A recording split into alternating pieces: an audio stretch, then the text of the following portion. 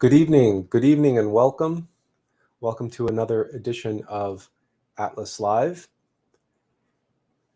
We are very glad that you could join us this evening, and we hope that tonight's live stream will bring you some really valuable information, some really practical and valuable tools with regards to your practice. Despite the fact that we're going to be talking about mantra and prayer, two things which, generally speaking, people on the path either believe they know everything they need to know about them, or they take them for granted. Or, in the case of prayer, they say, that's a religious thing. I'm not into religion. I'm into spirituality. I don't need to pray. Only religious people pray. And what we hope to be able to impart to you tonight is that there is a metaphysical science at work here. There is a practical, meaningful, metaphysical, scientific power to sound. And whether we like it or not, the two tools that have been given to us as a humanity by the masters, by the prophets, by the avatars, those two tools are mantra and prayer. More so than just music. Music is, of course, also powerful, and music does play its role. It does play its part in our spiritual advancement, as does all sound, including our speech and the sounds and the speech that we expose ourselves to or surround ourselves with. Everything is vibration. Everything is frequency. Everything is energy, and energy vibrates. It has a frequency. And that is what sound is. And when we speak, or when we pray, or when we perform mantra, we are vibrating more than just air. The vibrations penetrate into all the various octaves. And those octaves are not just physical or auditory in nature. As above, so below. As we vibrate in sound, in this level, those vibrations carry and echo into the supernal worlds, and indeed the infernal worlds. And we will be covering just how important some of the tools, some of the mantras and some of the prayers that we are going to be covering tonight, just how important and powerful they are for keeping negative entities and negative frequencies, negative vibrations at bay, away from us, shielding us from them, protecting us from them. And we will be getting into that tonight. So when we talk about the spiritual power of sound, we're going to be covering a perhaps broader and deeper scope than what is normally considered or thought of in spiritual circles when people think about mantra or prayer. Generally speaking, people have a very superficial, we might say, kindergarten level understanding of what they are working with and what they are dealing with. So tonight, we hope to break through to some higher levels and deeper levels of understanding and appreciation. To begin then, it's perfect. On a evening when the live stream's title is the spiritual power of sound, and we're going to be doing mantra and prayer. What a perfect time for me to have a frog in my throat. Anyway, we will carry on as best we can. It just so happens that Master Samael wrote a book called The Spiritual Power of Sound. Now, we entirely forgot about this. We prepared tonight's live stream and we named it simply because, well, what else would you call it, right? It's just the perfect name for what we're going to be talking about. And then as we were searching for an image for the background of our presentation tonight, of course, the image of the spiritual power of sound, the book cover for Samael Amoyor's book came up. And we said, well, that's a gift. We're not going to look a gift horse in the mouth. And we decided we would lift some important, meaningful quotes, and which we had because we never read this book. But it turns out, well, we'll get to it. There's an aspect in this book that that we are familiar with, and we'll get to that when we get to it. But we're going to be reading some of this book to you tonight because there's some very interesting stuff that will help flesh out our appreciation for the spiritual power of sound, the metaphysical, scientific value of sound. And it's not frivolous. It's not to be taken lightly, and it's certainly not to be brushed aside as something that is religious and doesn't apply to me because I'm spiritual. Right? We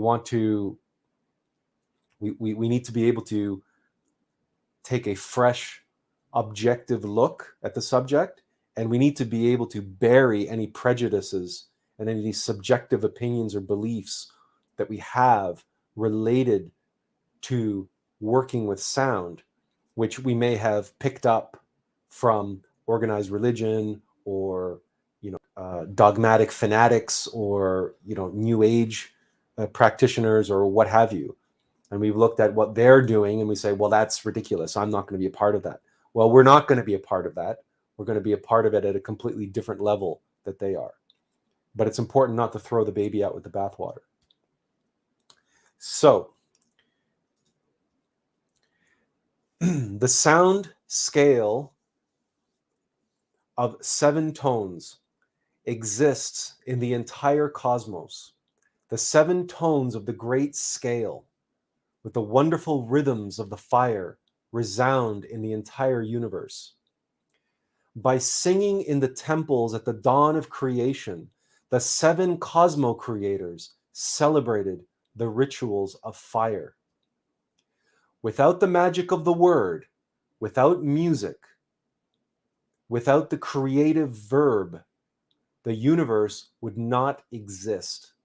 Quote, in the beginning was the Word, and the Word was with God, and the Word was God. The Logos, the Christ, the Ray of Okidanok. It is the creative verb. It is the power of creation itself.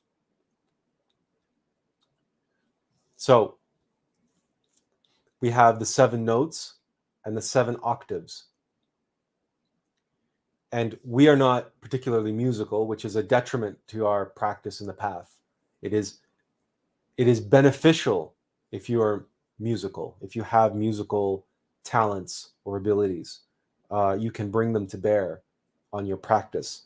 We are, of course, great admirers of music and musical talent. And we once studied music when we were very young. In fact, the first concert we ever performed was in a shopping mall. And it was just a concert that was put on by the students of the music school that was located in this shopping mall. And the piece that we performed was the Ode to Joy from Beethoven's Ninth Symphony, the 4th movement. And we performed it on an organ. That was our instrument, an organ. Turns out that when I was very small, my parents inherited a organ, an electric organ from somewhere. I don't even know where. And they brought it home and they said, well, we have this organ here. We might as well make good use of it. We'll send the kids to music school and they'll learn to play the organ.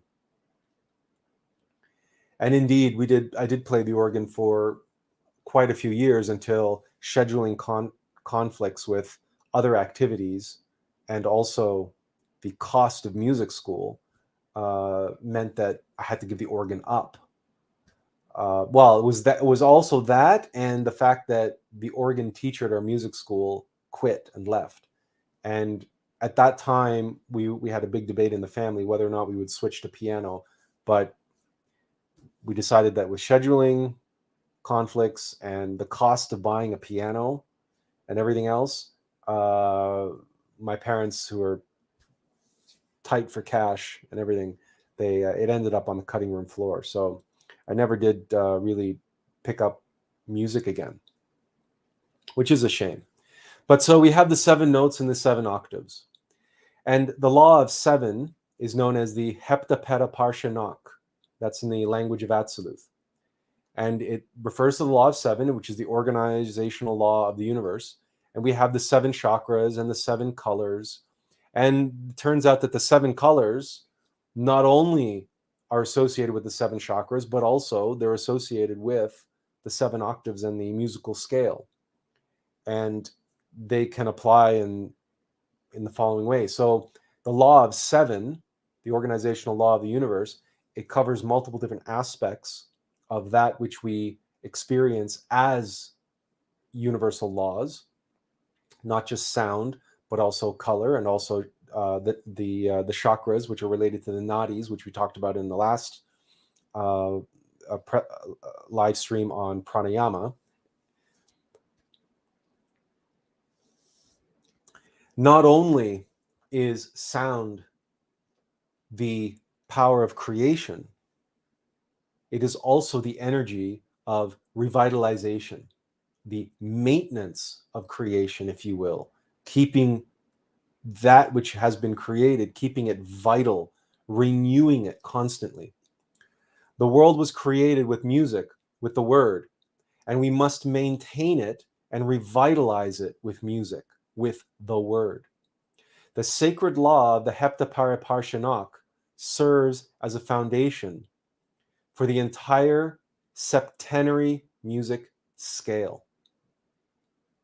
Again, 7 notes, 7 octaves, 7 times 7.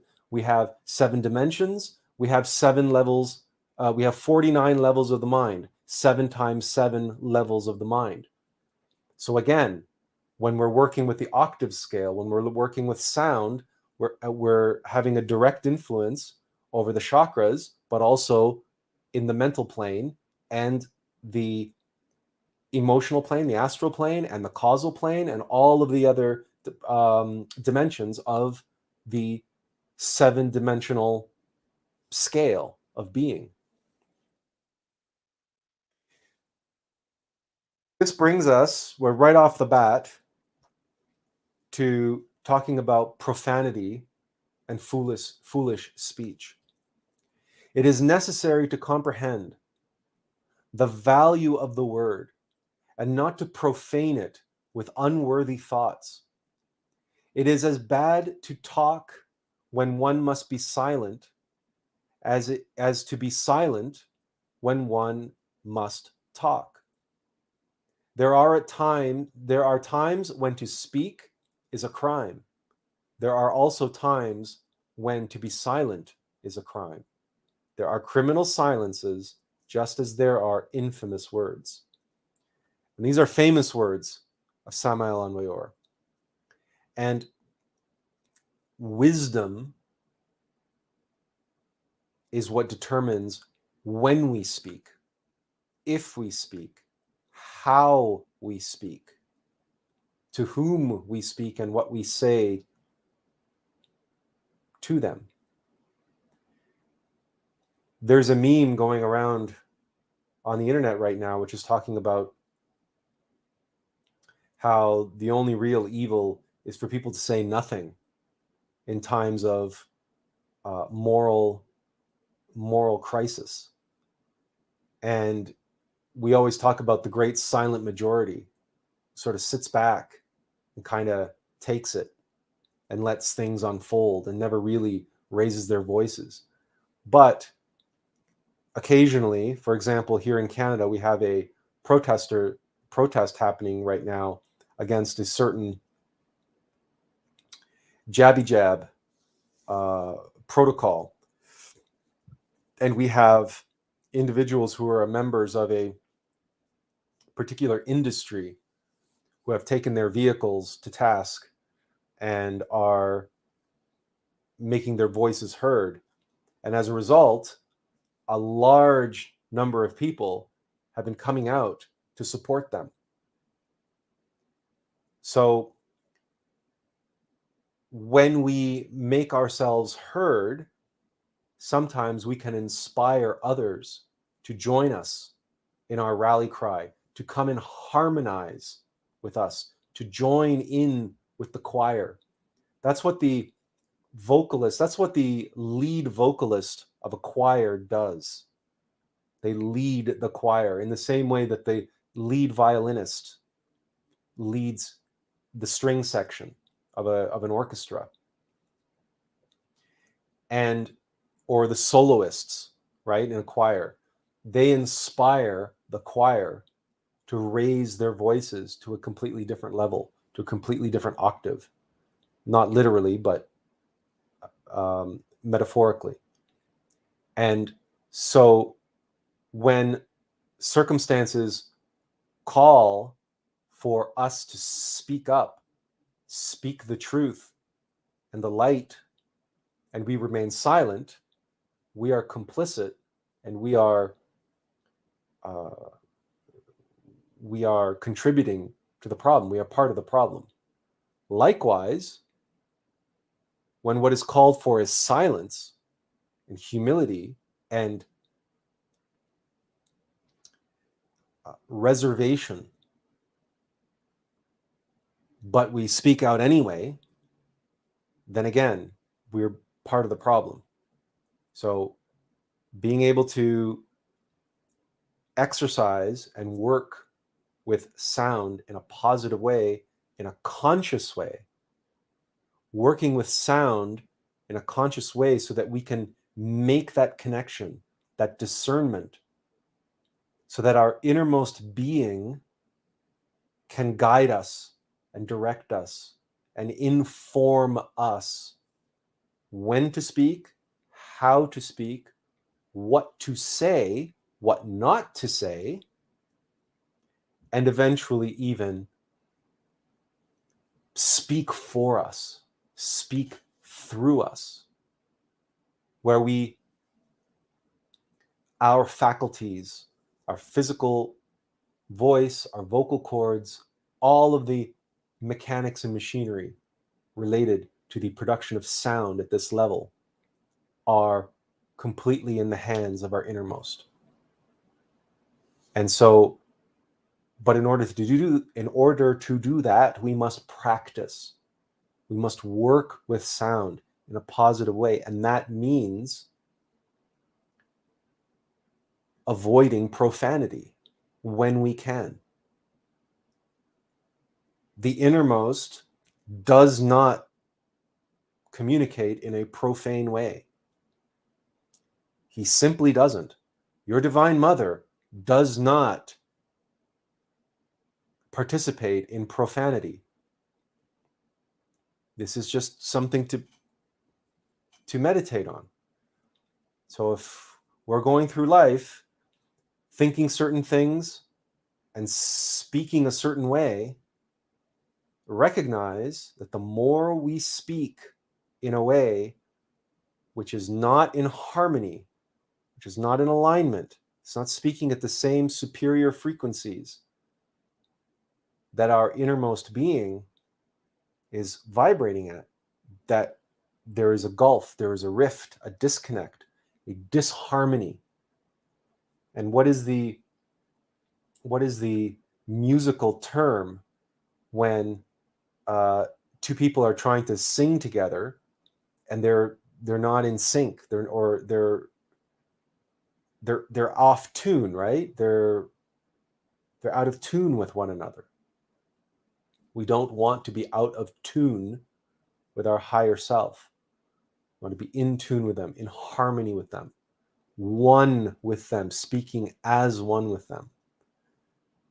So being conscious and mindful of our inner dialogue, and especially our vocalized dialogue. It's important because sound has power. It has creative power. And if we're speaking with profanity, we cannot create anything but profanity with that. Recognize that. You cannot create beauty with profanity. It is impossible. Impossible. All those artists out there who fill their music and with their lyrics with profanities,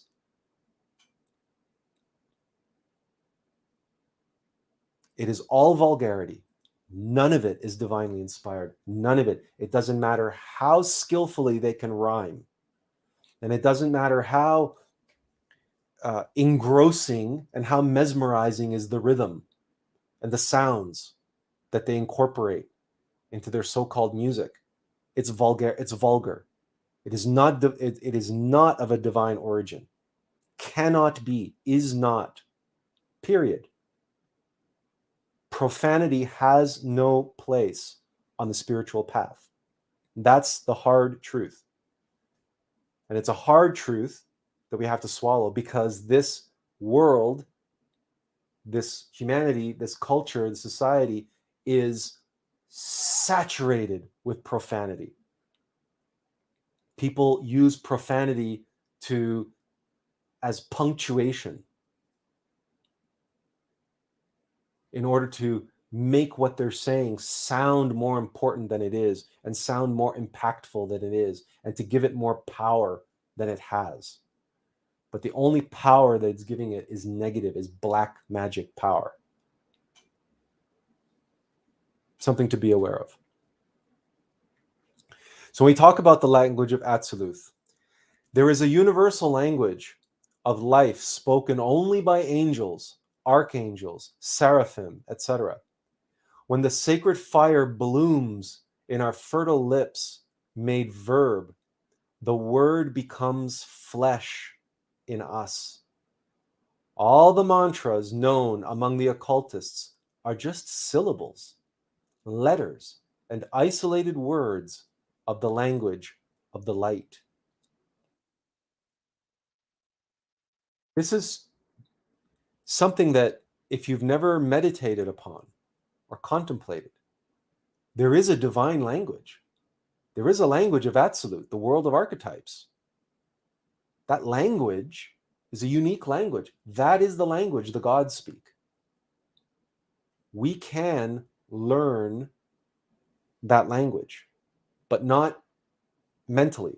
That language cannot be, we can learn bits and pieces of it. But to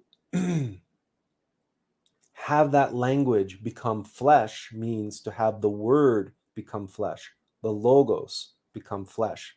And the implication is, whosoever knows the word gives power to, no one has uttered it, no one will utter it except the one who has the word incarnated.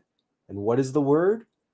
In the beginning was the word, and the word was with God, and the word was God, the Logos, the Christ, Krishna, Avalokiteshvara, many names. The omnipresent ray of Okidanok, many names.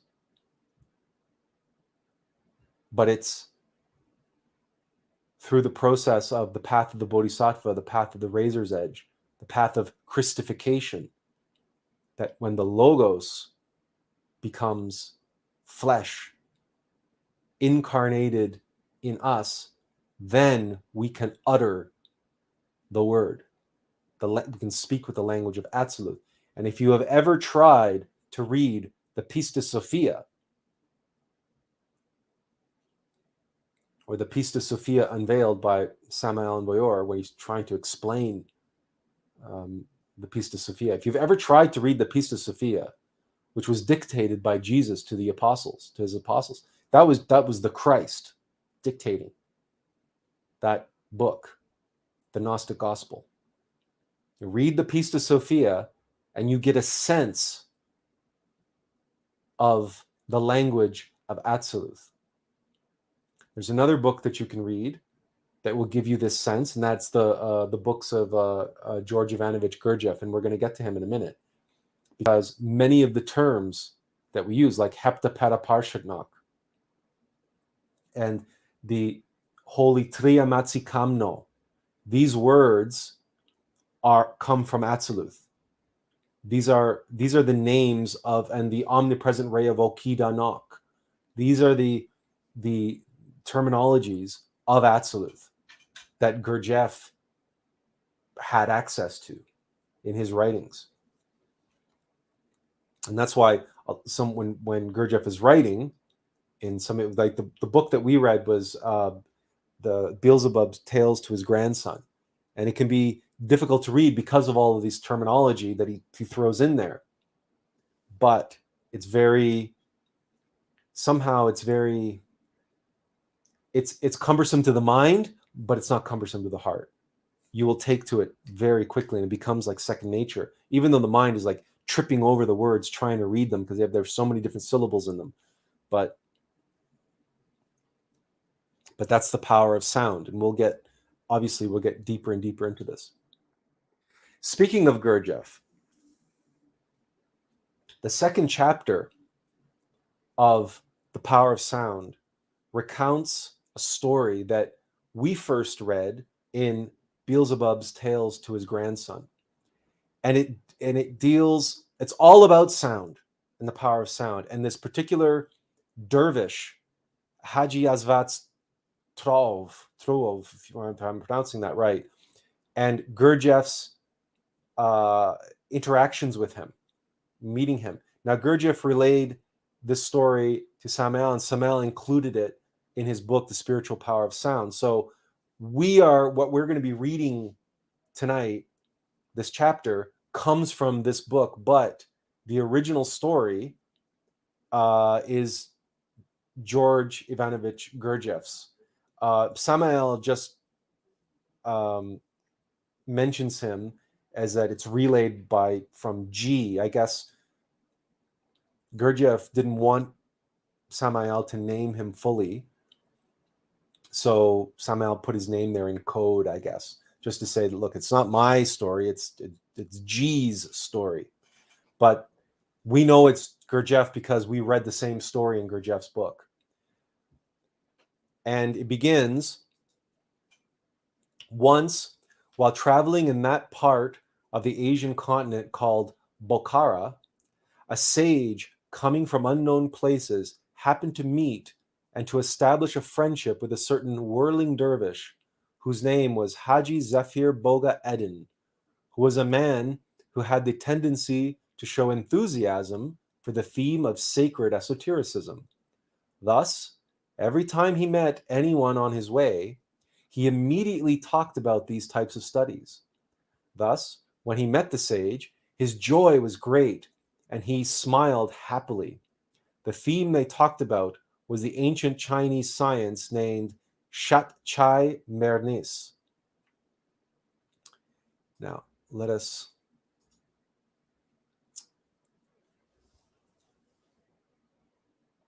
all right. What is known today about that mysterious science discovered by the great Chinese twin brother initiates of whom we spoke of in chapter 1 of this message is nothing but fragments of a formidable totality.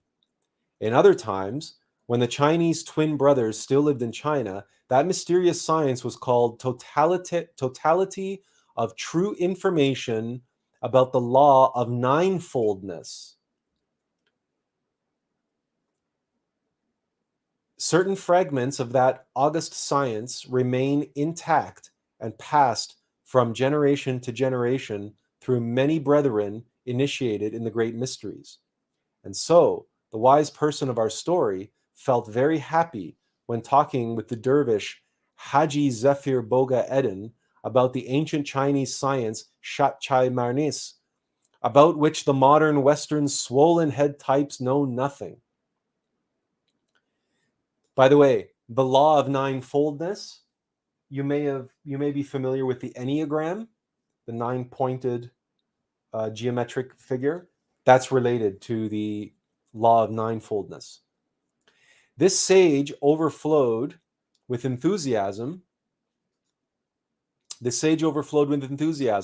When informed that he should go with Haji Zephyr Boga Eden to talk about this with another dervish, a friend of his, who resided in Upper Bokhara, far away from everyone, and who was occupied there with certain mysterious experiments concerning this very science. Thus, the dervish Haji Zephyr Boga Eden invited our wise person to have a stroll through the mountains of Upper Bokhara with the healthy and beautiful intention to visit the anchoret. They walked for 3 days among steep mountains and solitary paths, which led them to a small gorge high up in the mountains of Upper Bokhara. According to the story, in that mountain gorge, the dervish Haji Zephyr Boga Eden asked the sage to help him move aside a small stone slab. When they had moved it, before the two men was revealed a small opening, from the edges of which projected 2 iron bars. The story states that the dervish Haji Zephyr Boga Eden put these bars together and began to listen. After a while, a strange sound was heard coming from them. Then, to the astonishment of the sage of our story, the dervish Haji Zephyr Boga Eden uttered some words into that opening in a language totally unknown to him. When the dervish had finished speaking, he and the sage moved the stone slab back to its former place and continued their stroll. Since they had to walk some ways among valleys and deep mountains until arriving at a certain place where they paused before an enormous stone. In a state of great tension, the dervish Haji Zephyr Boga Eden seemed to be waiting for something very special. Then, suddenly, the enormous stone opened, forming a mysterious entrance that led into a kind of cave. Both men entered the cave and began moving forward into its mysterious depth, noticing that their way was illuminated alternately by gas and electricity. After having walked a considerable distance within the cave, they met an elder of an indecipherable age, with an extraordinary tall and thin body, who met them with the customary greetings and led them further into the interior of the cave. The dervish's friend was a hermit whose name was Haji Azvaz Truov. The old hermit led both men to a very comfortable section of the cave, where they all sat on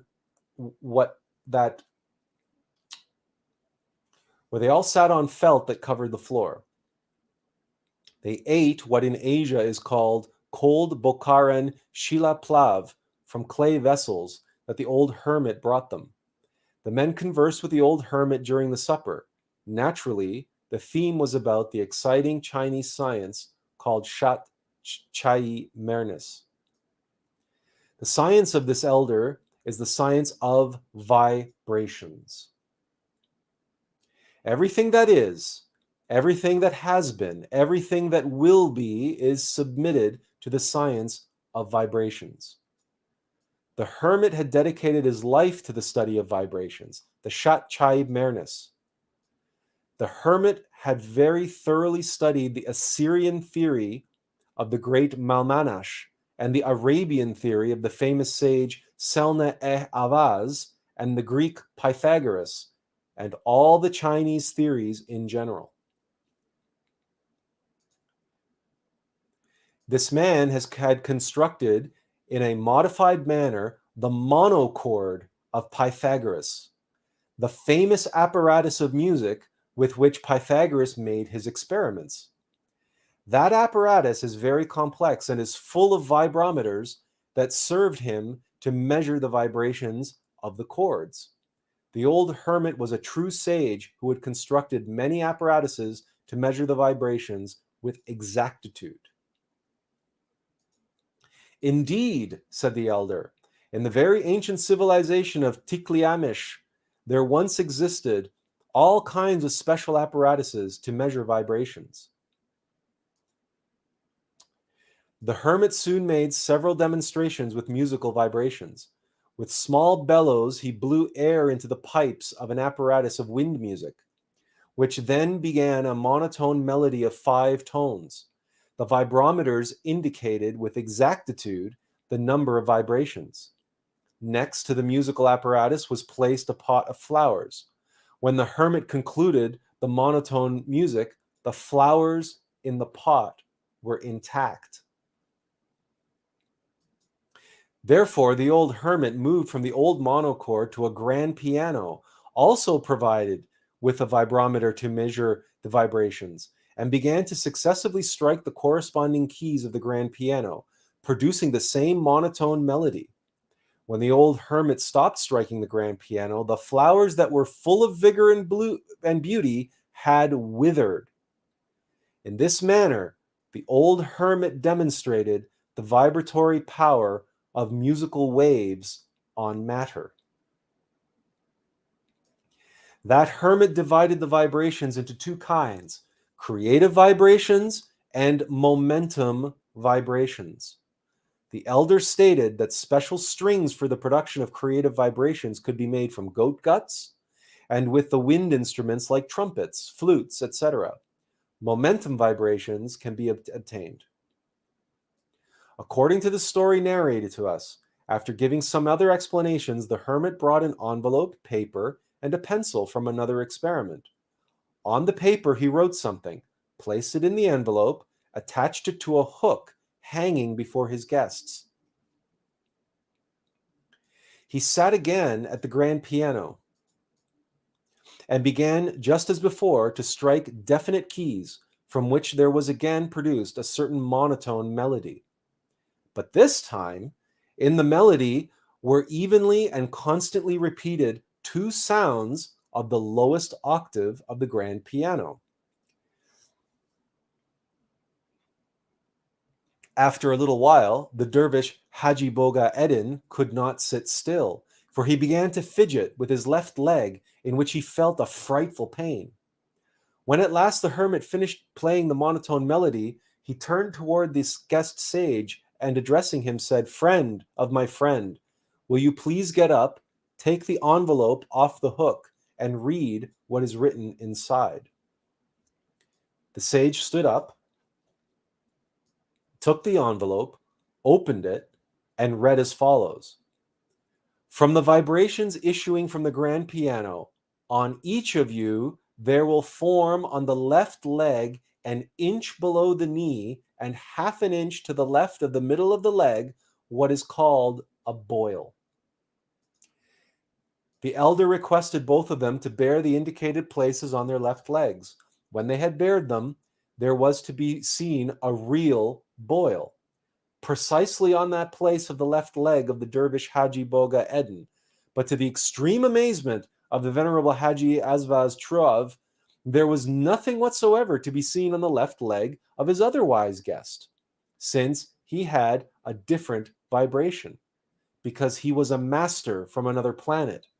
And it is clear that the vibration of this genre was of another frequency, different from that which the elder carried in his body.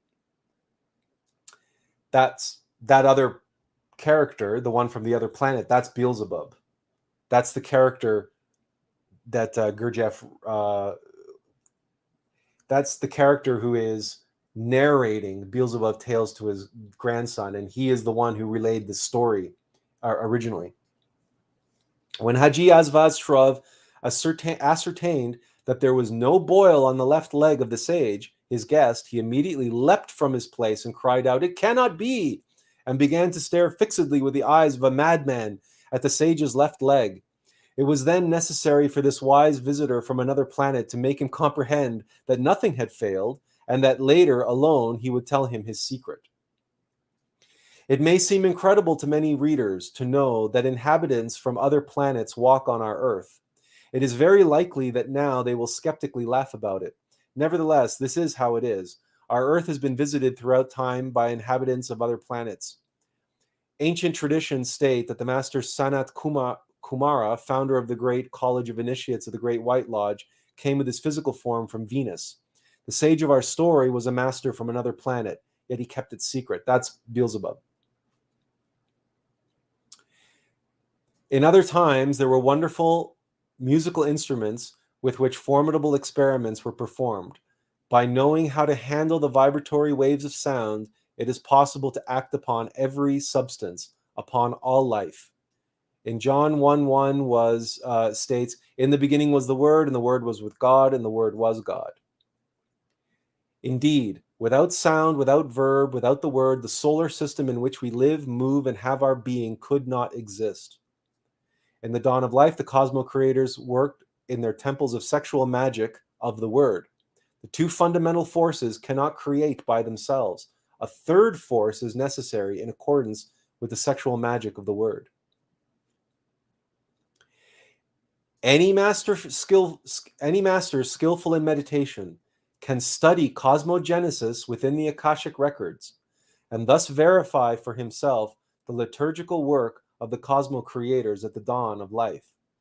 The temples of the cosmo creators and their work with the vibrations appear in the Akashic records visible to any illuminated one. Within each temple appear a priest and a priestess seated on their thrones in the internal east. In each temple there is a ground floor on which there are all the seats of honor and the columns of the temple. The Elohim mentioned by the sacred scriptures occupy that ground floor. This is the primeval masonry. These are the workshops of the cosmo creators. The priest and priestess chant along with all the Elohim of the temple, and their voices resound in the chaos. Thus, this is how the rituals of fire are performed at the dawn of life. And the three forces called masculine, feminine, and neutral scientifically vibrate, producing multiple phenomena within the primordial matter. Thus, the Great Mother, the prima mater of the great work, becomes fertilized, and the germs of all creation sprout forth. Thus, this is how the universe of Plamora is born. Thus, this is how any solar system is born. The sexual magic of the Word created this universe in which we live, move, and have our being. In the beginning, our solar system was subtle. Later, it became denser and denser until taking its present physical consistency. This universe is therefore a product of the vibrations of the Word of music.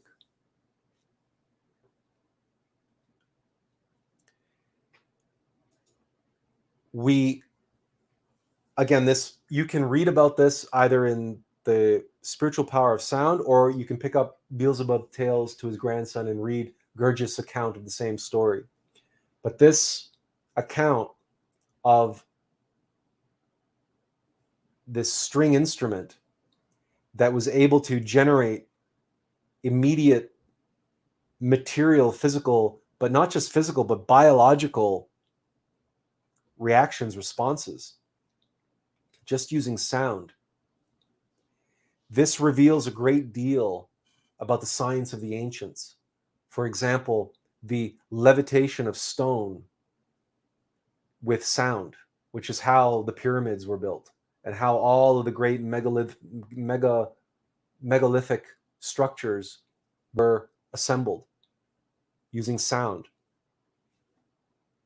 And how many of the works that to this day science cannot understand, how the ancients were able to do what they did, including the very tiny stone perfume bottles of the Egyptians that are carved and hollowed out of a single piece of onyx or jade or some other stone, but the necks of the perfume bottle are far too thin, and the the walls are far too thin to have allowed some kind of physical drilling or hollowing out of the stone.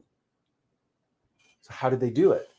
Well, they did it with the power of sound, the power of the ability, because if everything is vibration, if everything is energy and vibration, in the same way that modern scientists can attune a speaker to the correct frequency to match that of a crystal glass or crystal vase, they can shatter the crystal using that frequency. Now, that's a very crude experiment, but it demonstrates the power of harmonization and vibration at hitting a certain tonal frequency that is able to cause the molecular structure of a substance to collapse.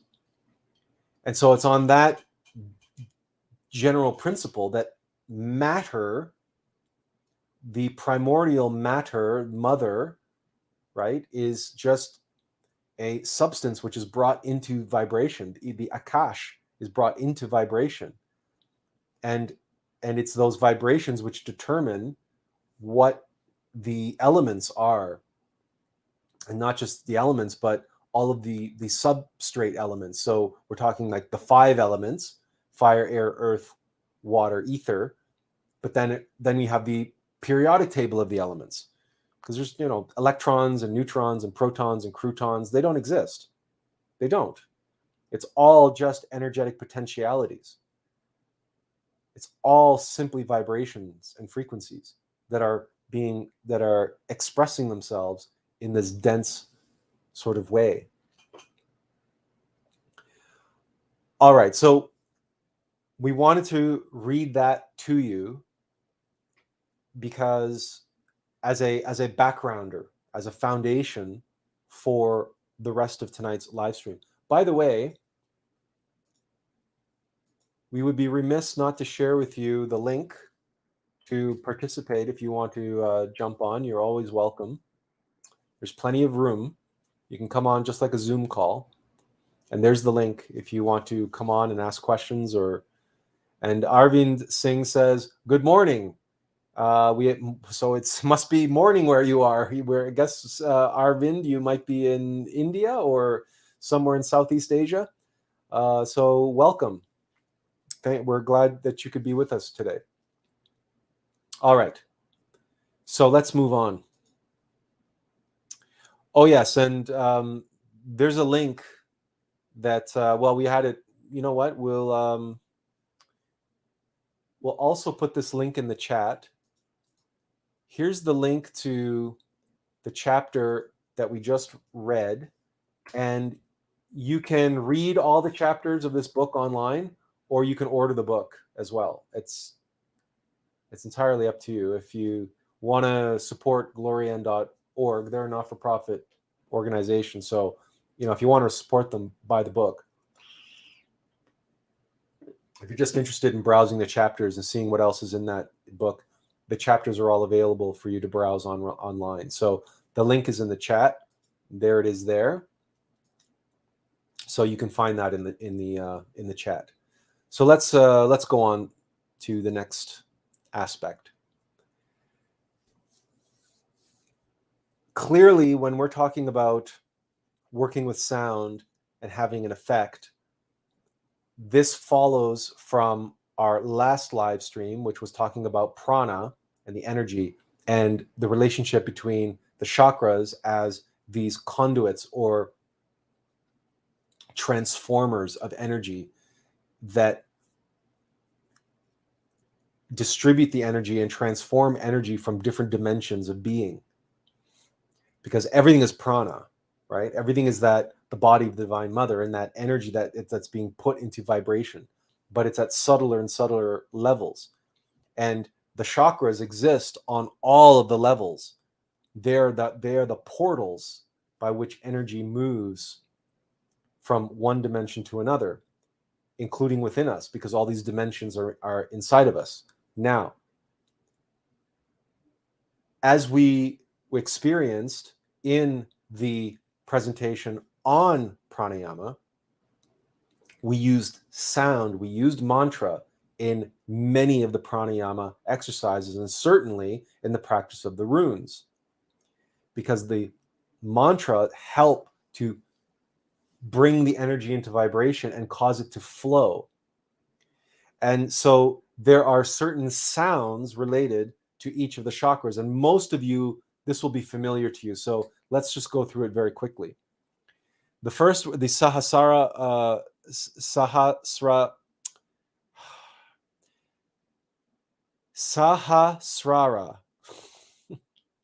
Chakra. That's the crown chakra. That's the pineal gland. It's the church of Laodicea. We're so terrible at these pronunciations. The vowel is E. E. It is the same sound that's related to the third eye, or the Aina chakra between the brow, which is the pituitary gland, which is connected to the pineal gland. And this is where clairvoyance, right, our ability to have insight and imagination. This is also the same mantra, E. In other words, E, the crown chakra and the Aina chakra, the pineal and the pituitary gland, or the chakra, the mantra of the head, if you want to think about it in those terms, is E. It's the letter I, but it's pronounced E. Next, we move to the thyroid gland, or the chakra of the throat. And the vowel is A. Now in Latin and Spanish, it's A as in EH, as in like Fonzie, A, right? But you can get away with going A, so it's A or A or A, right? Well, next we go to the chakra Anahata, the church of Thyatira. When we talk about these churches, these are the 7 churches of Asiya in the book of Revelations. That's where that is coming from. And the vowel is O. O. Most of us know that. That's the mantra of the heart. Next, we have the Chakra Manipura, or the solar plexus. And that mantra, that vowel is U. Next, we have the chakra Svadhisthana and the church of Smyrna. The vowel is M, the vowel. It's M. It's not really vowel, it's a consonant, but it's mm. That is the chakra related to the sexual organs, right? The prostate and the uterus.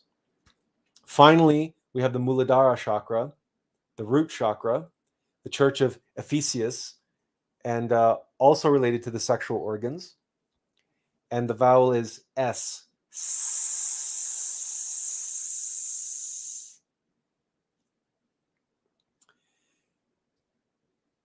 So, with that, we have the 7 primary vowel sounds. E, A, O, S. These sounds are ones that we should work with on a regular basis in mantra. We can work with them in a number of different ways. E, A, O, A. Now we're truncating this, right? If tonight we do all these mantras the way you would do them, elongating them or doing them one at a time, one breath at a time, this live stream would be 6 hours long. We're not doing a 6-hour long live stream on a Friday night. So we hope it goes without saying that when you practice mantra, the core mantras, these seed mantras, these primordial mantras especially related to the chakras, that you want to work with them in a profound and elongated way. You want to accentuate the sound, accentuate the vibration, really feel the vibration, and not just in your ears or your throat or your chest or your body, but feel it in your vital body, in your astral body, in your mental body, in your causal body. Imagine, use your conscious imagination, visualize the chakras, visualize your multidimensional body vibrating. Use the color associated with that particular chakra, with that particular vowel sound and that octave to color yourself in your conscious imagination. Bathe yourself in the color of that chakra as you are pronouncing each one of these vowels. Another powerful chakra for the Gnostics is E18. It's related to the head, the lungs, and the heart. So this portion. This is a chakra that can be used during Tantra to transmute the sexual force. Then we also have Aum.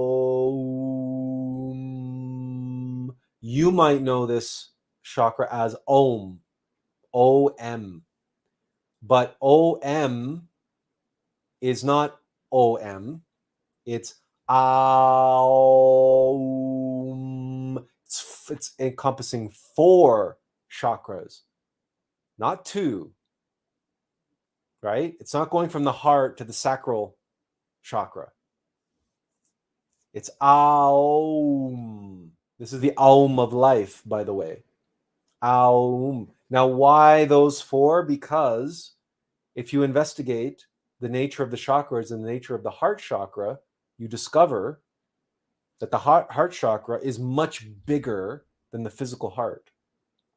The heart chakra actually encompasses the whole of the chest cavity, from the base of the neck, from your basically your collarbone, all the way down to the and including the sacral chakra, so all the way down to your sexual organs. This huge, large area, this is your heart chakra. And so by incorporating Aum, you're activating all of those chakras. That means the whole of your heart is being activated when you practice Aum, the Aum of life. It's not just Om or O, right? Next, we have Iohannes, or John, who is John the Baptist and the one who heralds the arrival of the Christ. We have Iomes,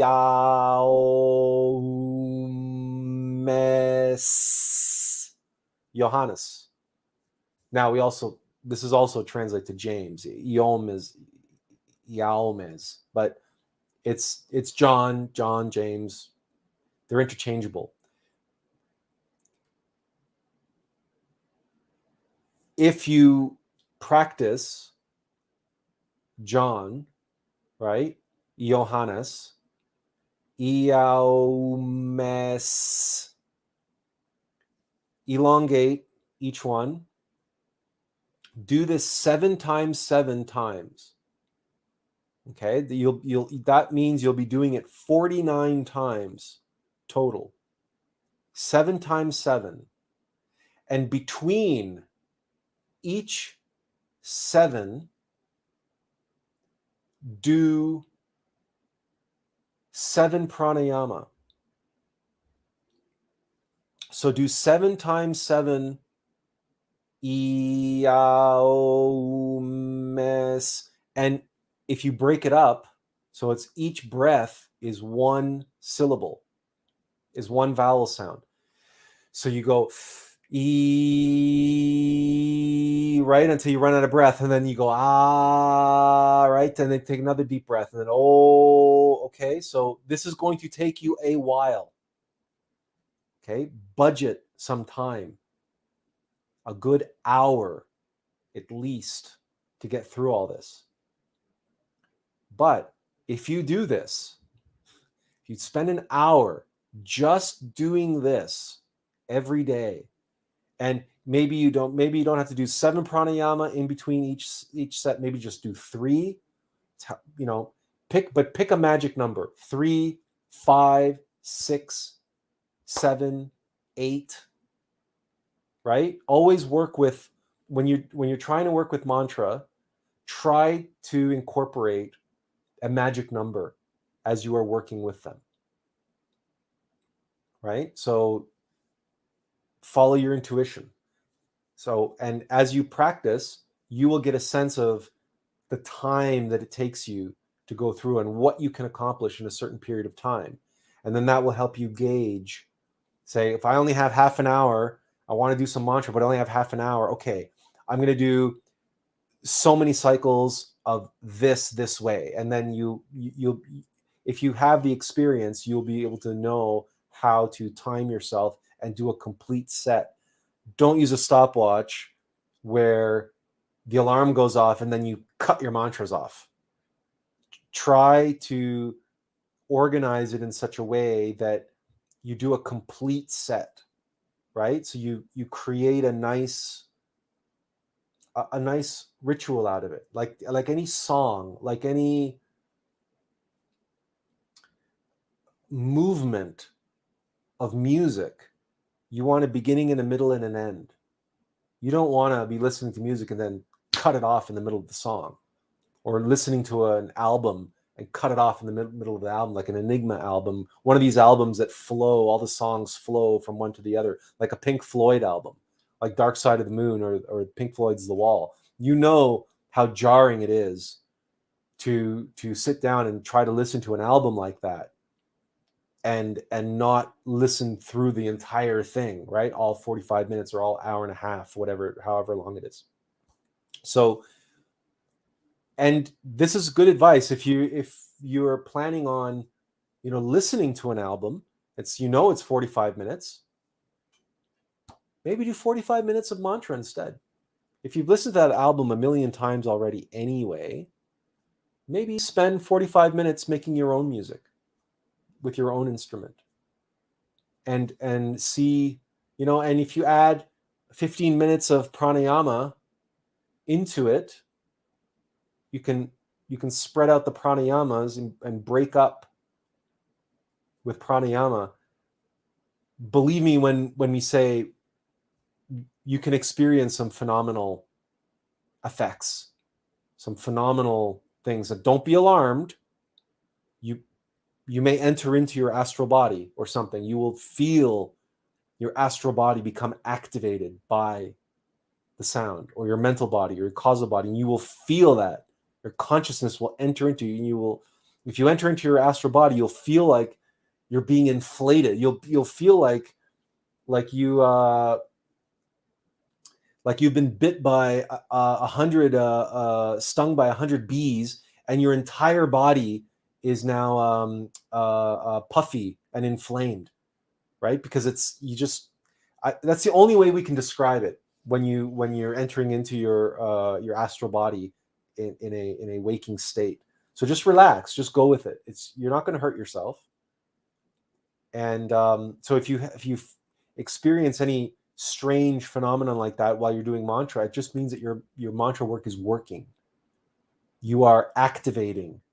You are going deeper into yourself, deeper, more subtle levels of your beingness, and experiencing as you're bringing those bodies into activity, into conscious activity through your sound work, through your mantra. And this is pretty basic. This is like the most basic, the most foundational, fundamental ways that we can work with sound in this way. So let's get into mantra proper. what mantra really is. Now, the purpose of mantra, just as any language has specific words for specific purposes, there are mantras for every purpose. This is why we learn so many. Hinduism and Buddhism preserve literally thousands of mantras. In Gnosis, we primarily study a few hundred. Some people think that is a lot, but really, it is just kindergarten. The mantras we focus upon are very powerful, but are only a fraction of the mantric language. If you work seriously and begin to awaken your consciousness, you will learn even more because you will need them. In the same way that you need words to navigate the physical world, you also need words to navigate the spiritual worlds.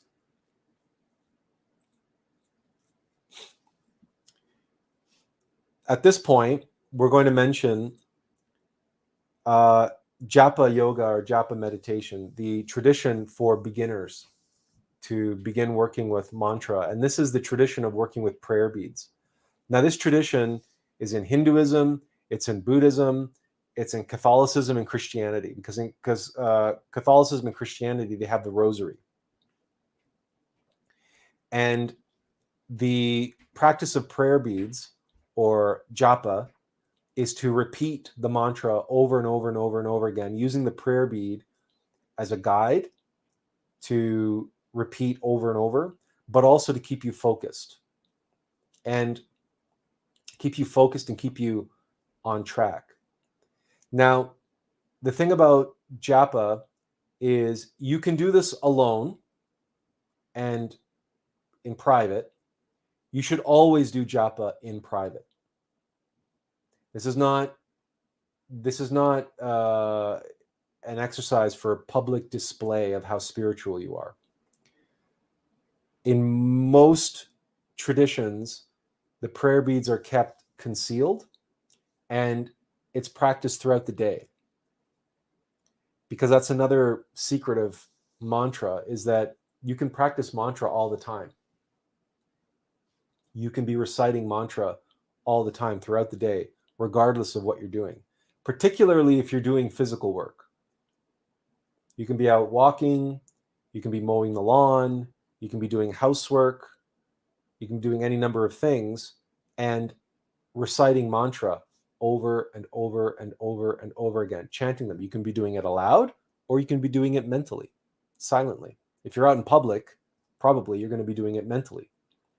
And if you have your hand in your pocket, walking along, and you've got a small set of prayer beads or a rosary or any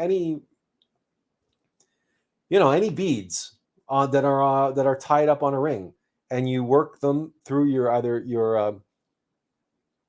index finger and your thumb, or your middle finger and your thumb, and you just repeat them over and over and over and over and over and over and over and over again. This is the first level for beginners that attunes their consciousness and attunes themselves, gets them used to repetition and repeating the mantra, but allows them to stay focused on what they're doing. Because one of the things you will find when you attempt to practice mantra, especially if you're working with seed mantras or simple mantras like Om, right? You can be practicing that mantra 2-3 minutes, if that, into your practice, your mind is going to start wandering. And if you are not focused and concentrated on what you are doing, if you're allowing your mind to wander as you're doing mantras just mechanically, they're not having a positive effect, right? Like anything that we do on the path, it must be done consciously. It must be done with awareness, with purpose, not on the side, not in the background. This is one of the few times when in Gnosis where, generally speaking, we frown upon multitasking. Generally speaking, we don't recommend multitasking. Multitasking is harmful to the mental center, generally speaking. But with the practice of japa, or the recitation of mantra throughout the day while you are engaged in other activities, that is the exception to the rule. And it is the exception to the rule precisely because mantra is not a mental exercise. Contemplate that for a moment. Singing is not mental.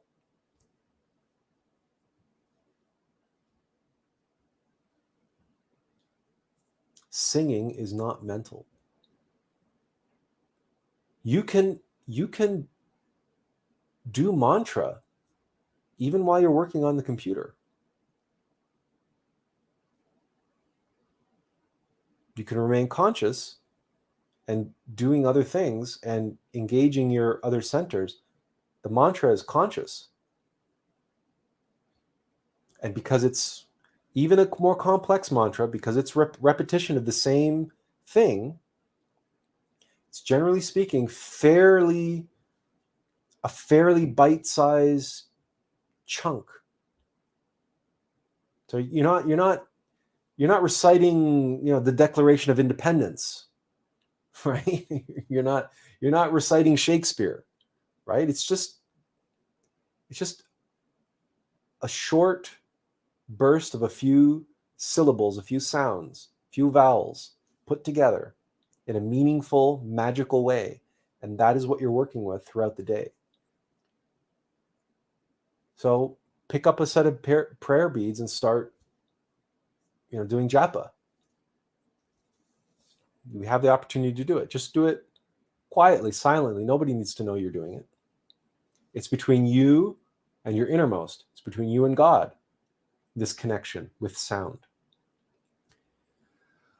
All right. Every mantra has 6 elements or 6 aspects.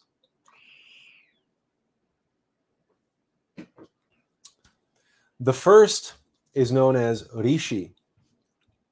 And Sanskrit, Rishi means saint or sage or master.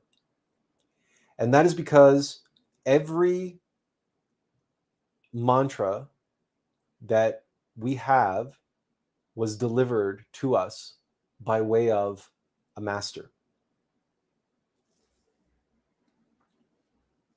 Only masters create mantras, and it's not that they created them, it was given to them by their innermost, or a deva of the supernal worlds instructed them on such and such mantra from the language of Absolute, from the language of the supernal worlds. And that master then brought forth that mantra into the world according to his instruction. Every master is a part of the Logos, a part of the Christ. And so in doing this, they are enacting Christ's will in the world and giving forth this wisdom, this powerful word or mantra for the practitioners to be able to utilize.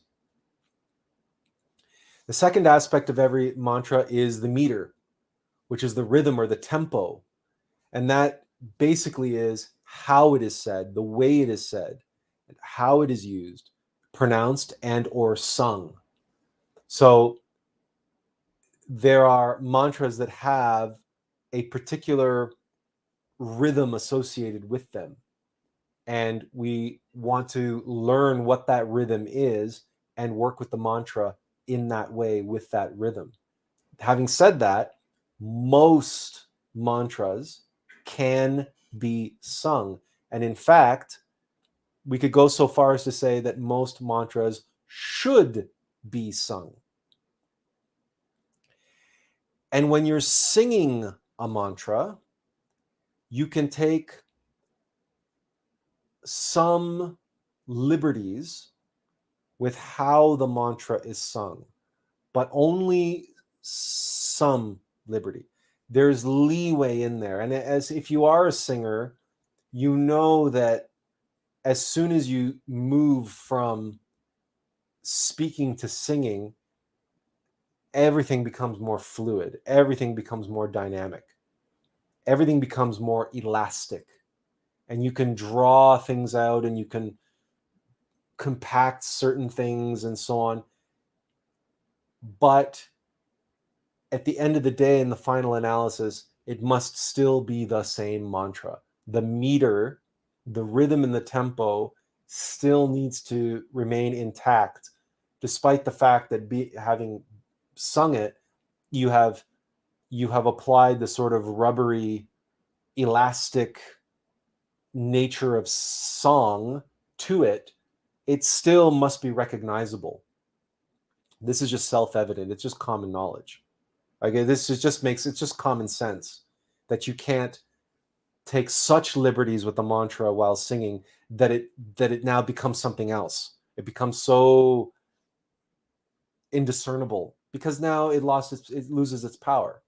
The meter of the mantra is there for a reason. It has that meter precisely because that is an aspect of the power that it is imbued with. The meter is an aspect of that. Next, we have this shouldn't be coming up like that. Anyway, the next we have the Devata, or the divinity, the God, the deity of the mantra. Every mantra is associated with a deity. Every mantra. Every mantra is imbued with a power that is associated with a deity of the supernal worlds. So that's another aspect of the mantra. It's important to know that because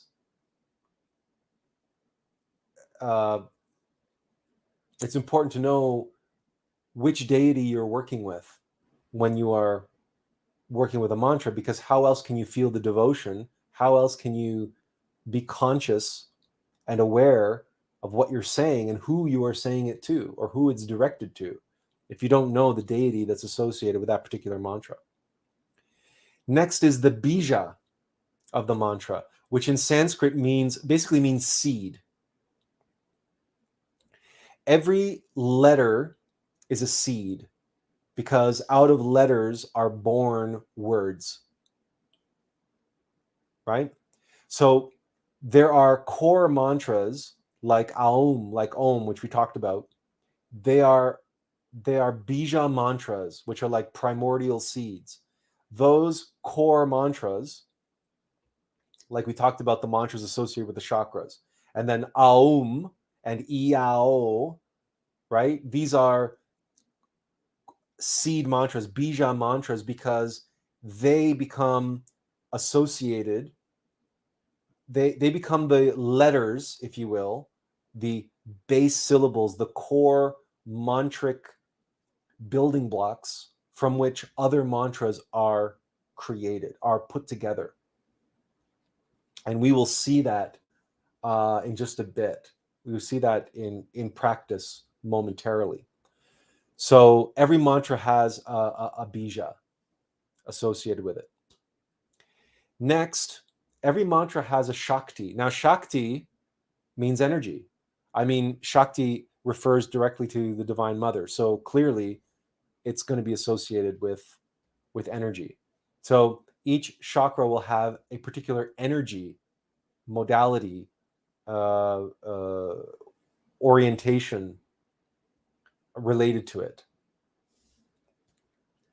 Next, we have the Kilaka. Now, this has been called the ultimate aspect of every mantra. And to understand what that means, listen to the word Kilaka itself. It sounds like key in a lock, right? Kilaka. So it is the inner secret of the mantra. By working in a very devoted way, with great dedication and great devotion to a mantra, for example, working with a mantra 24 hours a day, 7 days a week, we can experience, we can have what is called a darshan, which translates to experience. And the darshan that we have, the experience that we have, is with the Devata, the deity that that mantra is associated with. So the Kilaka is the key to unlocking an experience with the Devata, the deity that the mantra is associated with. Now, remember earlier we talked just a moment ago about japa and about working with mantra all day and all day, every day. If you choose a mantra to work with it, stick with it. Say, do your research, right? Find a mantra that speaks to your heart, that is associated with whatever it is that you're dealing with right now on the path, and say, okay, I'm going to work with this mantra. And for the next 7 days, I'm going to recite this mantra every minute of every day, including as best as I can while I sleep. Now, if you're able to lucid dream and project in the astral plane, well, then more power to you. If not, if you recite the mantra all day, there's a good chance you will recite it while you're dreaming. But in any case, do the best you can. If you work with prayer beads, then work with prayer beads to help you stay on track. If you do this and do it consciously and keep mixing it up, right? So don't chant it mechanically like a robot, like a zombie, but change your tone. Do the mantra this way, then do it that way, then sing it for a while, and then sing it like that for a while, and then maybe do it a little bit faster, then maybe do a little bit slower, right? And you can do this. This is okay. This is good. This means you're bringing focus and attention, consciousness, conscious activity to the practice of your mantra. If you practice it with devotion, as we said, as best you can, 24 hours a day, all day, every day, for 7 days or 14 days or some period of time, you work with that one mantra, there's a very good chance. Now, we have to be patient, and we can't have any expectations, just like meditation. But there is a very good chance that you will have some sort of darshan, some sort of experience with the deity associated with it, in which case that deity will either give you instructions or some teaching, or they will give you something else which you need, which drew you to the mantra in the first place. Thing that you're looking for, guidance or help or whatever. So the mantra that you choose should really speak to your heart. You should choose the mantra intuitively, not so much mentally saying, okay, well, if I do this mantra, this is what's going to happen. It's a more subtle thing than that. But it's just like listening to your favorite song. How do you choose your favorite music? How do you choose what your favorite song is? Do you really choose your favorite song, or is it almost as if the song chooses you? You know what we mean, right? There's nothing that you can definitively, intellectually put your finger on and tell us why such and such is your favorite song. You can't do it. It's an emotional thing. It's a deeper thing. There's something about it that draws you to it, that endears you to it. Mantra is the same. It could be the sound of the mantra. It could be the meter of the mantra. It could be when you do your research into it and you discover the bija or whatever. Or it could be the Shakti of the mantra, the energy that's associated with it, or the energy that makes you feel when you use it. Any of these, right? Or all of these, like feel into it and really, really allow that mantra to choose you, or choose it in the same way that you would choose your favorite song, right? You have to have some kind of a deep connection or affinity with it. And if you do that, then you will be more likely to stick with your devotion to it, and especially you will be more likely to have your darshan with the Devata, because you will have really put your heart and soul into the practice. And look, it's just like speaking, like public speaking, or saying your vows to your partner, right? Telling your partner how much you love them, or writing them love poems and reading them their love poetry of Valentine's Day that's coming up, or you're speaking your vows, or any sort of proclamation that you make. You have to put your heart and soul into what you say, that intensity. It's just like singing. You sing your heart out, everybody can feel that. Everybody knows that you're singing your heart out, and they can't help but be caught up in that. So work with mantra the same way. Put your heart and soul into it. All right.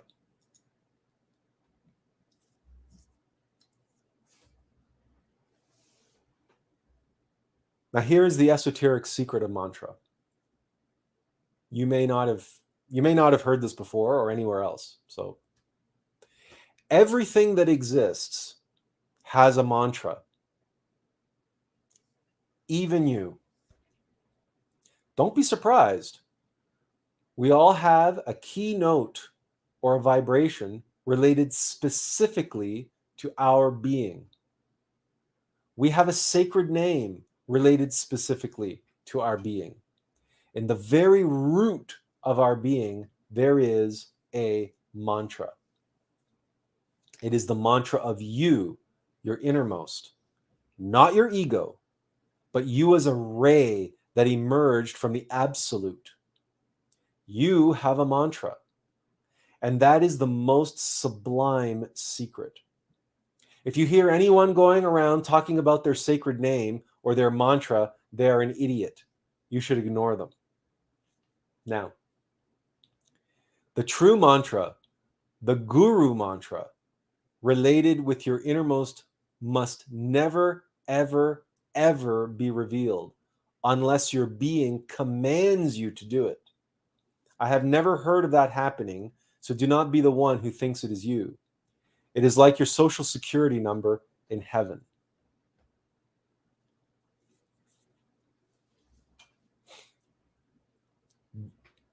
The universe is sound, and every living thing, every phenomenon has at its heart a monad. Every atom has a monad at its heart, and every monad is connected to the absolute by a ray, because every monad came from the absolute. Every monad is in essence a seed, a spark of the logos, of the ray of Akidanok. And so, as this quotation expresses very specifically, very clearly, we all have a mantric signature which is unique to our monad, and no other monad. Now, just try to fathom that momentarily. Contemplate what that means. Try to count how many atoms there are in the universe. How many monads exist in the universe? And no two monads have the same mantra. So when we say that we're Attlas Alex, this is not what we were referring to. That is not our mantra. It is not, right? That's our name, right? That's different. We're talking about two different things here, right? If by some, we couldn't tell you what our mantra is. That information hasn't been given to me. But even if it was, we wouldn't be able to tell you anyway, where we wouldn't tell you. And if by some means you do discover what your mantra is, the mantra of your being, it is either revealed to you or somehow you gain access to it. Please take this instruction to heart and recognize that that mantra is your energetic vibrational signature in the supernal worlds, in the most subtle levels of your existence, of your being. It is your intimate sound connection to the Christ and to the Absolute. It is not for public consumption. Most people wouldn't know what the hell you were talking about anyway, just as you may have never heard this before. This may be completely new to you. So if it's completely new to you, it's probably a complete mystery to 99.9% of the people you'll ever meet. So there's absolutely no reason to discuss it with them in any case.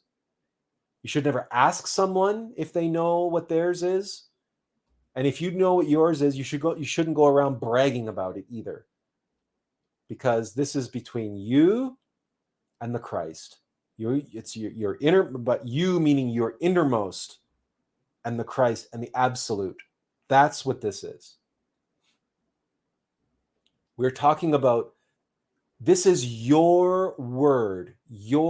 In the beginning was the Word, and the Word was with God, and the Word was God. This is your sliver, your ray, your note. This is your expression of the Word and the most fundamental, subtle essence of your being. So treat it with the respect that it, and the reverence, respect, and for the power that it is. It's not something to be treated lightly or taken lightly or taken for granted. All right. Let's move into tonight's first mantra that we're going to discuss. And that's, you may have heard this before, Om Mani Padme Hum. To Gnostics, it's the mantra of the Christ, but not just to Gnostics.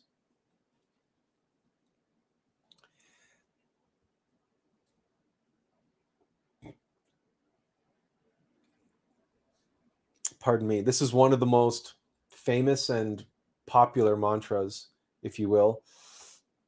Certainly in Tibetan Buddhism, in Hinduism. And it's one of the most powerful.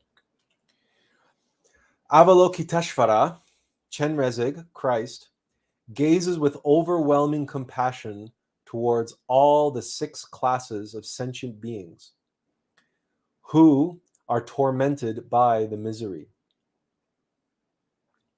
The compassion that has the Dharma as its focus is the 6 syllables of Om Mani Padme Hum. The virtues of the 6 syllables are immeasurable and cannot be fully described even by the Buddhas of the 3 times. Why is that? It is because this mantra is the quintessence of the mind of the noble Avalokiteshvara, who continually looks upon the 6 classes of sentient beings with compassion. Thus, the recitation of this mantra liberates all beings from samsara. That's a quote from Padmasambhava, from the Sanglingma, the Lotus born. Padmasambhava is the master who brought Om Mani Padme Hum to humanity, as best as we know. Maybe we have that wrong, but that's the master. That's the what was the word? The rishi that's associated with Om Mani Padme Om. Okay.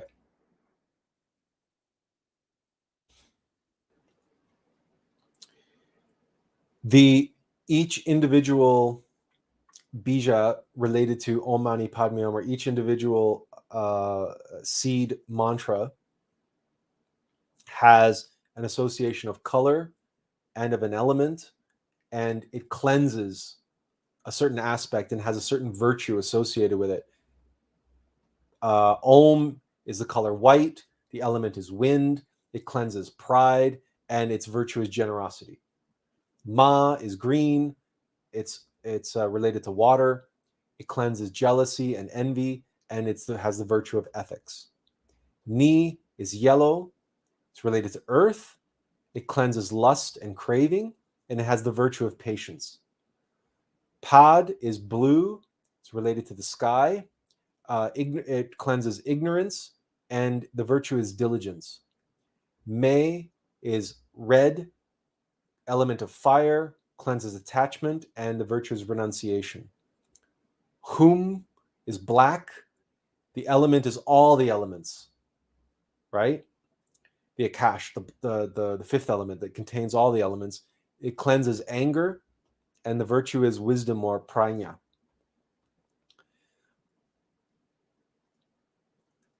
So the first Aum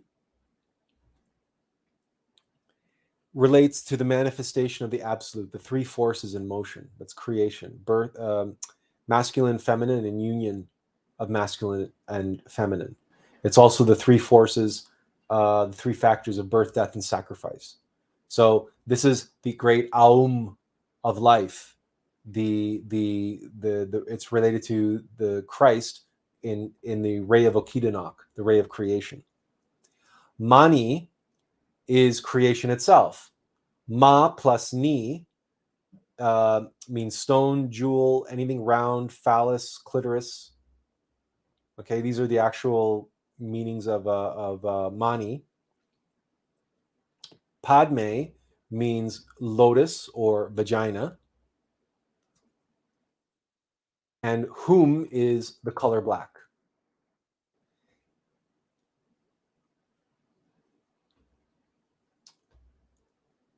Oh, I guess we, so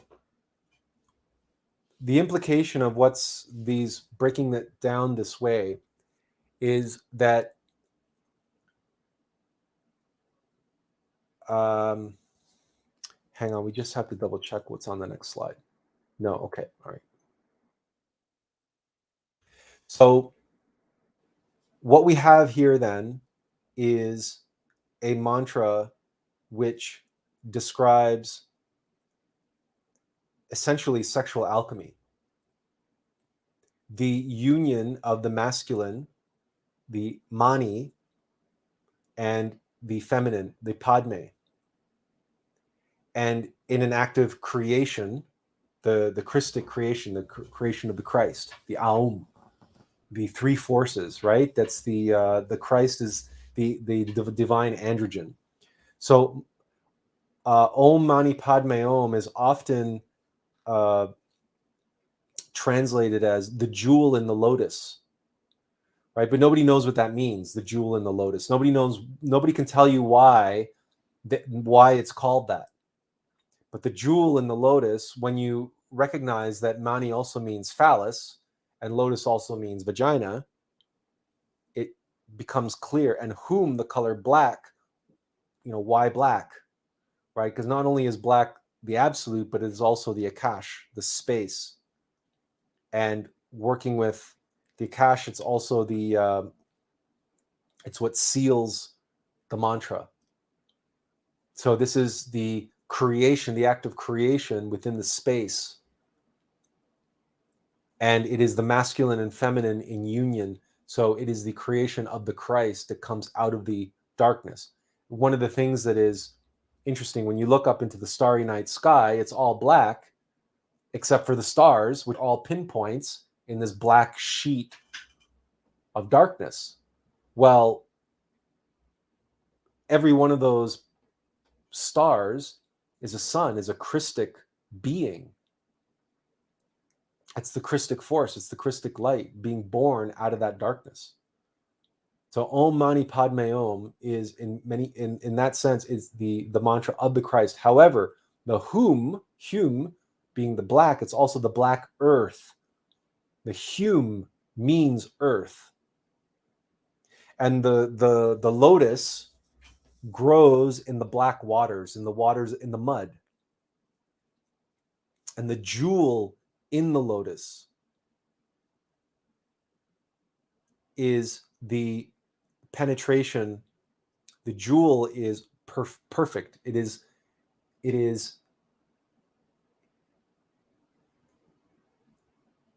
a perfectly cut jewel.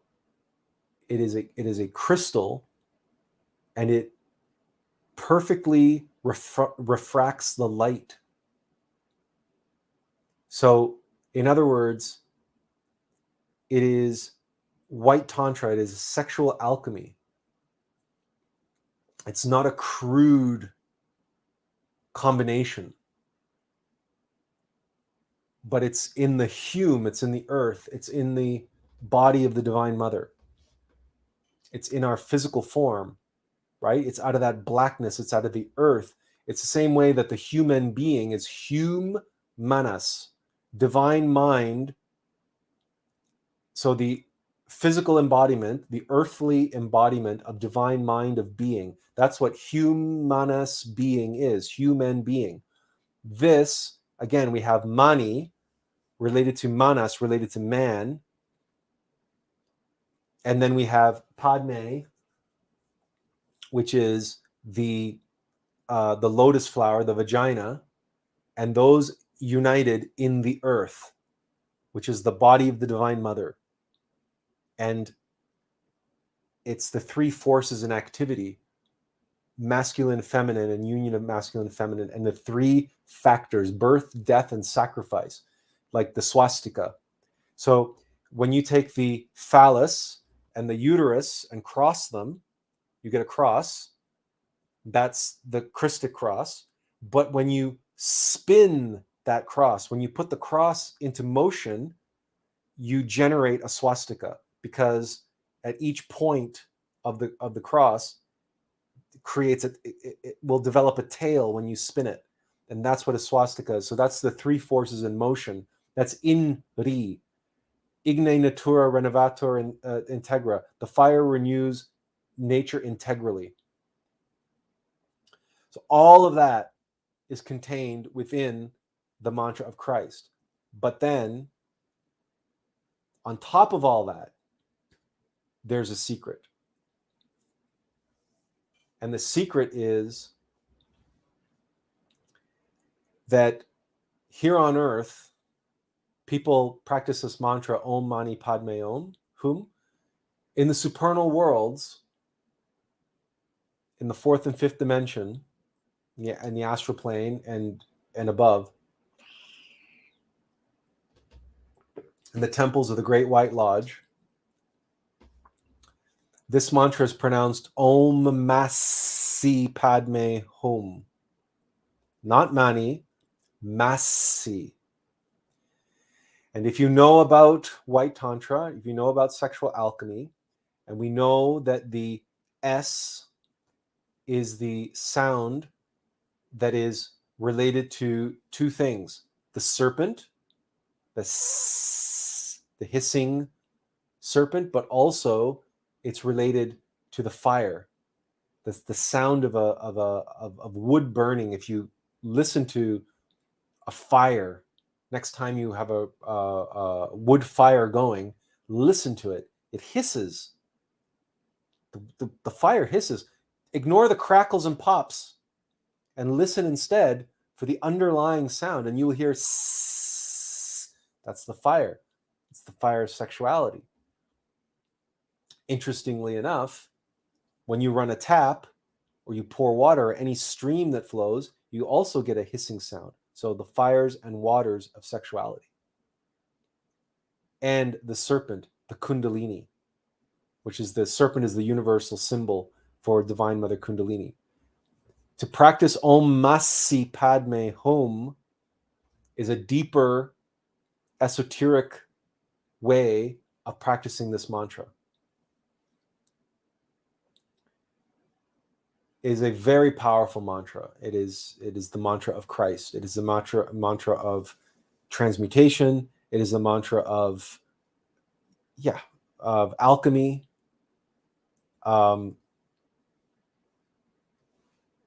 And you can learn much more about it at the link that we have here.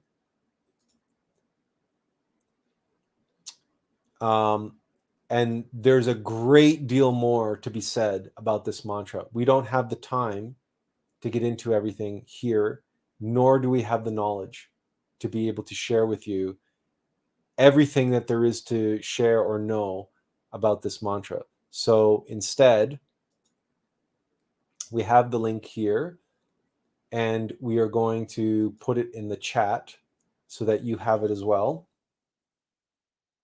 It's got to be at least 90 minutes, this lecture at Glorian.org. So there's the link is on the screen, but it's also in the chat.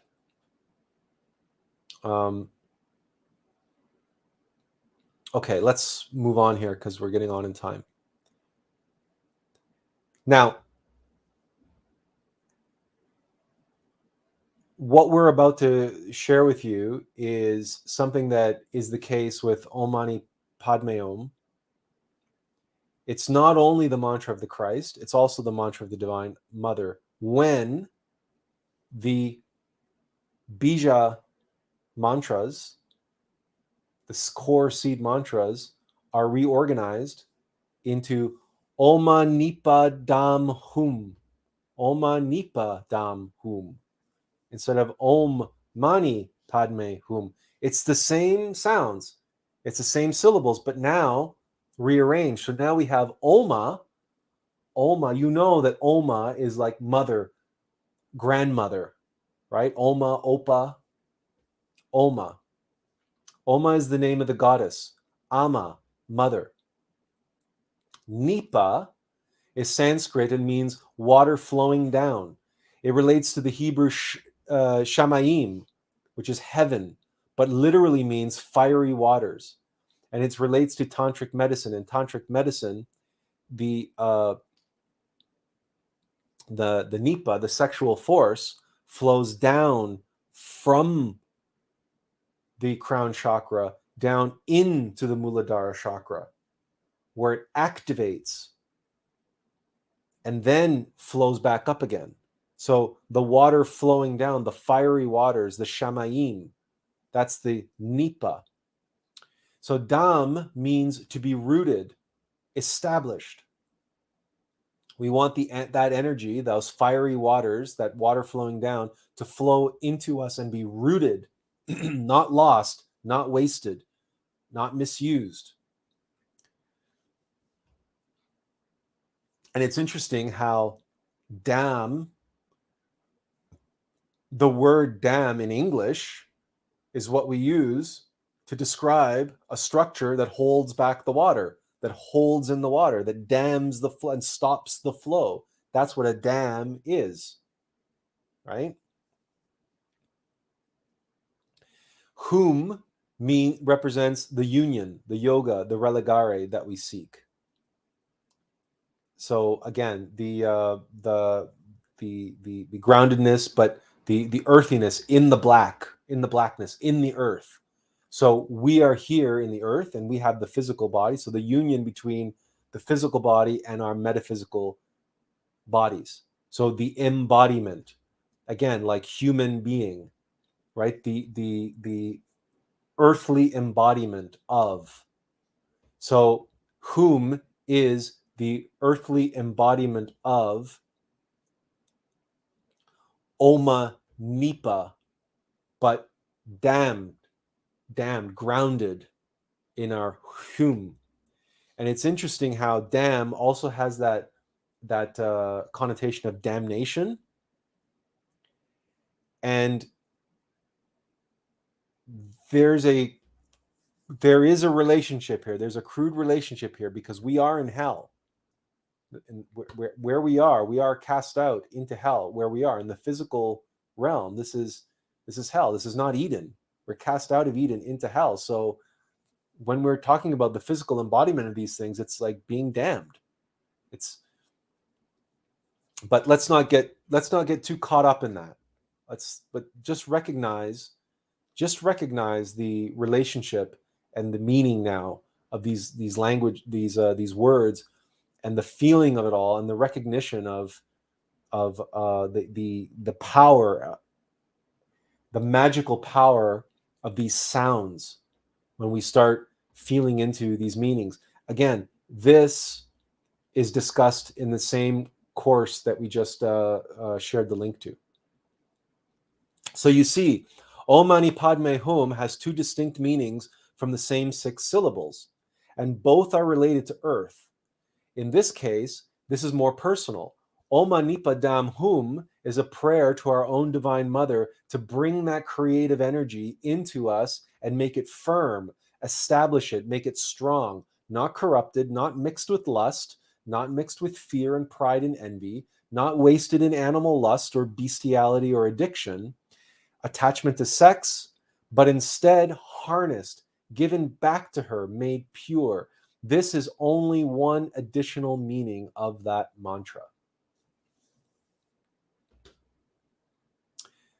And again, there's the link, but the link is in the chat.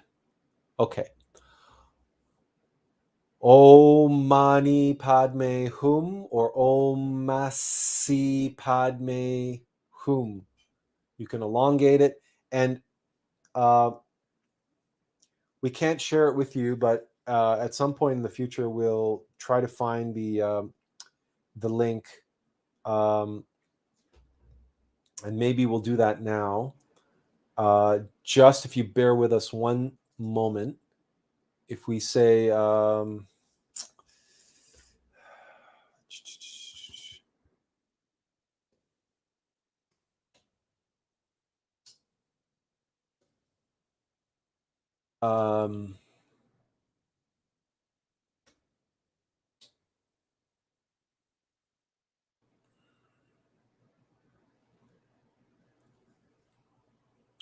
there's a Buddhist nun who sings Om Mani Padme Hum, and we can't play it for you because we'll get a copyright strike. But if you search for Om Mani Padme Hum music on YouTube, or just search for Om Mani Padme Hum on YouTube, the name of the monk eludes us right now. It's something. It's on the tip of my tongue. You know what? We have her CD here somewhere, but we should have prepared this ahead of time. But again, we can't play it for you on this live stream.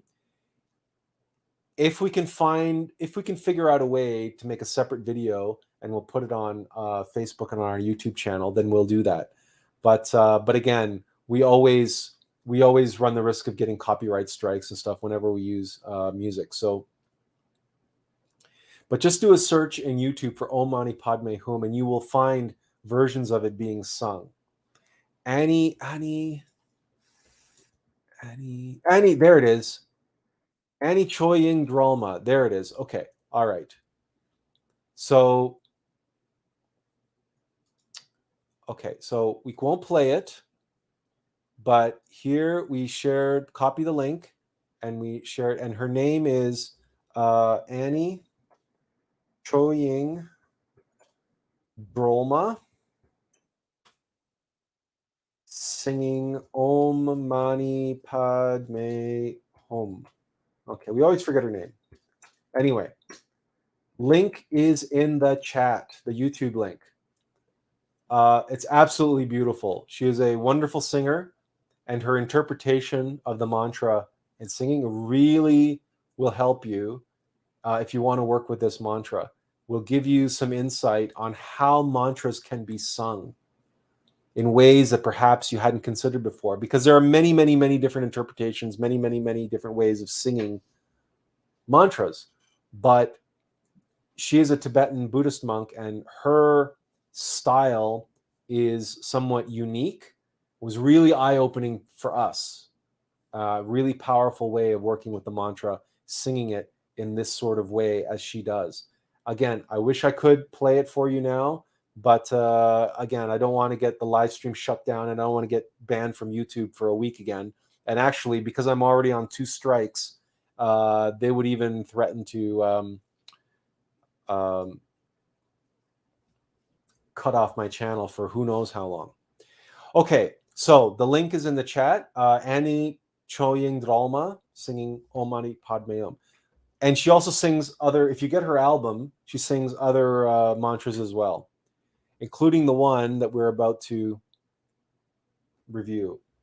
Now, this is known as the mantra of mind protection. It's Klim Krishnaya Govindaya Gopijana Vayabhaya Swaha. Now,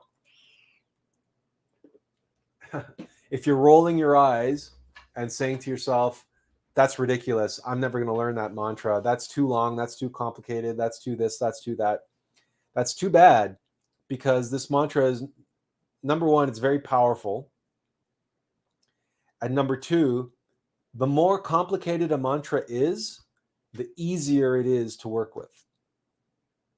Now, why is that the case?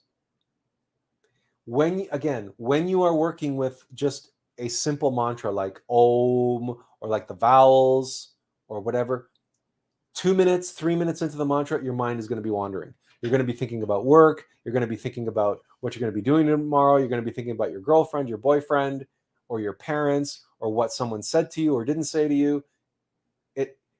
It's so easy for the mind to find something else to do while you're doing your mantra. But a mantra like Klim, Krishnaya, Govindaya, Gopijana, Vayabhaya, Swaha, that takes effort. And not only does it take effort, this particular mantra is called the mantra of mind protection. This mantra shields the mind from outside influences and distractions. This mantra is what we recite when we're practicing the macrocosmic star, the microcosmic star, or drawing a circle of protection around us in the astral plane. Klim, we make the it's like a rune. We make the microcosmic star, and we do the movements saying the mantra. We've shown you that in the past. It's very difficult for us to show this to you now because our frame is so small and we're sitting down and everything else. But it's you would cross your arms right over left, and then you outstretch them, and you step out to the right, and you make a star with your body, and you go Klim, and then from atop your head you go Krishnaya, Govindaya, Gopijana, Vayabhaya, and then you step back, you cross right over left, and you say Swaha. In the name of the Father, and the Son, and the Holy Spirit, and by the most holy Tetragrammaton, you make a circle and go tss, which is the rune Sig, to seal it. That's a circle of protection. It's called the microcosmic star. There's a video on gnosticteachings.org on how to do it. It's also on YouTube. We've shown it to you before. And it's this mantra that is associated with the microcosmic star, which is the star of protection, the circle of protection. So let's get into it.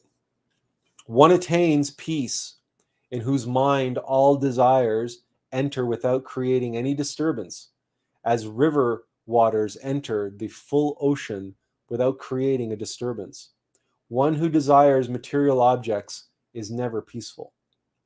One who abandons all desires and becomes free from longing and the feeling of I and my attains peace. These are the words of Krishna from the Bhagavad Gita. The powerful mantra mentioned above has 3 perfectly defined stages. On chanting Klim, which the occultists of India call the seed of attraction, we provoke a flow of Christic energy which instantaneously descends from the world of the solar logos in order to protect us. Thus, a mysterious door is then downwardly opened. Afterwards, by chanting the 3 following parts of the mantra, the Christic energy is infused within the one who chants them. Finally, by means of the 5th part, the one who has received the Christic energy can radiate it with tremendous force in order to defend himself from the tenebrous ones. They then scatter away in terror. This mantra, if you go traveling in the astral plane, you will want to learn and memorize and be able to recite this mantra. Like you will need this mantra. If you ever get attacked in the astral plane by a black magician, by a demon, you will want to be armed with this mantra and know how to draw a circle of protection of fire with your sword, and how to call your sword from your divine mother, to ask your divine mother to deliver you your sword. Draw a circle of protection and recite this mantra. It is a tremendous way to defend yourself against dark entities. Now, there is, of course, an entire lecture associated with this mantra, and like the Om Mani Padme Om lecture, we have the here it is. We have the link here. Oops, no. We didn't want to paste it, we want to copy it. But only this part. Okay. And we've pasted it in the chat. So you have access to the full lecture on this mantra. Because again, we're only skimming the surface here, giving you the highlights and maybe the real, we're trying to condense it and give you all the meaningful things in as compact a format as we can. Okay.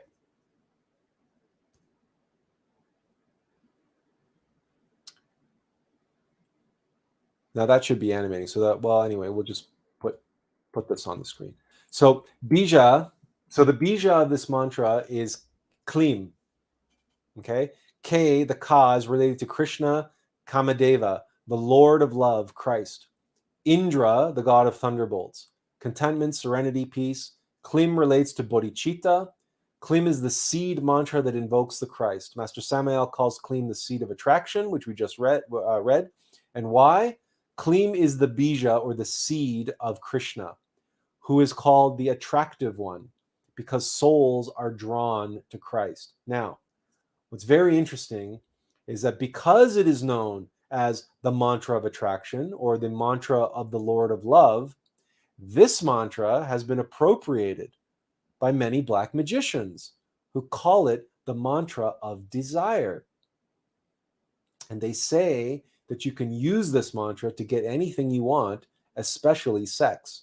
Now, we don't know anything about that, and we're not going to offer any instruction around that. But here's a good example, is one of the many examples whereby one of the most important contemporary mythologies we have is Star Wars. Because Star Wars reveals how the Jedi and the Sith use the same science, the same magic. Okay, it's the Force. They have the same weapons. They both use lightsabers. They both use the Force to move things around, and they both have the same Force powers. This is what has to be understood about magic, right? And there's Only the Bodhisattva really appreciate and understand this, and the Taoists, and those who are beyond good and evil. They recognize that magic is magic. It's how you use the magic and for whom you use the magic and to what end. What is the end result of the magic that determines whether it's white or black? And this is a good example of how the Black Lodge can take any Christic sign, any Christic mantra, and appropriate it and corrupt it. That is the nature of the Black Lodge. That is the nature of ego. To twist and corrupt and make fall all that is good and pure and of the light. That is the modus operandi. That is why the Black Lodge exists. That is their divinely ordained purpose. That is how it is that the Nazis, oh, we have to be careful when we use that word on YouTube. We're going to call them Yahtzees. When the Yahtzees appropriated the swastika, and they were able to use that particular sign, which is an ancient, beautiful, Christic sign. It is a sign of the three forces and the three factors of birth, death, and sacrifice. It's INRI, Igne Natura Renovator Integra. It's what's nailed above Jesus' head on the cross. The fire renews nature integrally. But all of that energy and all that magic and all that force and all that power in that symbol, they appropriated and used it to do what? To empower and energize their war machine. So this is another example. This mantra is just the fact that the Black Lodge has turned this mantra into a mantra of manifestation of desires just goes to show you their modus operandi and why they will tell you and why they will convince you that there's nothing wrong with black magic, because it's all good, it's all natural, it's just magic. There's only magic, they'll say. There's no such thing as black magic or white magic. It's just magic. It's all magic. We use the same mantras that they use, they'll say. And that's why it's so easy, so tempting and so easy to be seduced by the dark side. Again, Star Wars. It's all there in Star Wars. It's in a superficial kindergarten form in Star Wars, but it's there for a reason that way, to seed the consciousness of the normies with the facts, with how it works, because it is that way. The Black Lodge does seduce people that way, the same way that they tried to seduce Luke. And the way they try to the dark side always seduces Jedi and try to turn them to the dark side.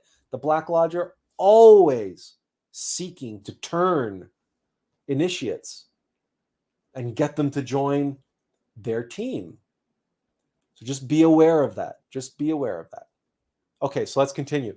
Krishna, so now we go, so Klim then is, again, is the bija, is the seed, and it's related to Krishna, the seed of attraction. Okay, and again, it's a seed of attraction because, and we'll get into that. We'll get into that in just a moment.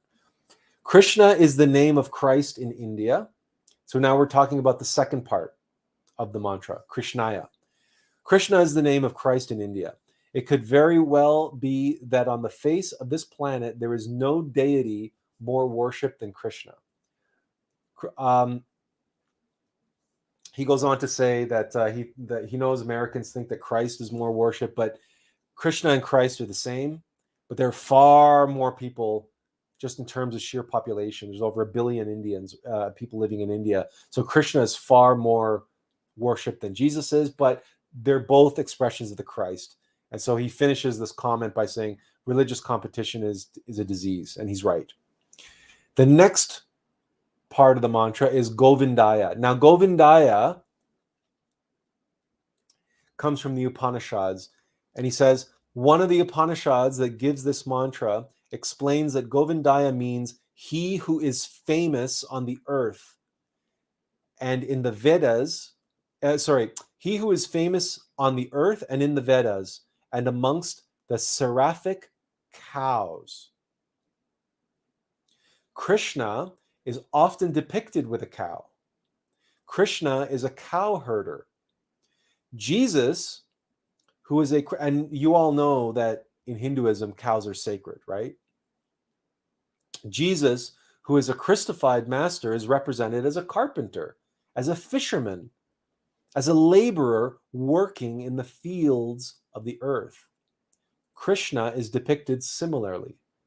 In fact, the name Krishna can also mean tiller of the earth, one who reaps the souls.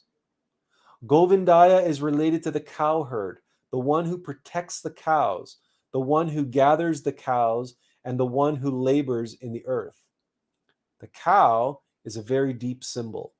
It is very deep and profound with many levels of meaning. If you study the book Tarot and Kabbalah by Samael Vayor, you will learn about that. It was surprising to us that what wasn't mentioned is the fact that Jesus is also referred to as a shepherd. And the relationship between a shepherd and a cowherd is obvious, right? Both shepherd the flock, right? Either you have a flock of sheep, or I guess you have a herd of cows, not a flock of cows. But anyway, it's the same concept, right? So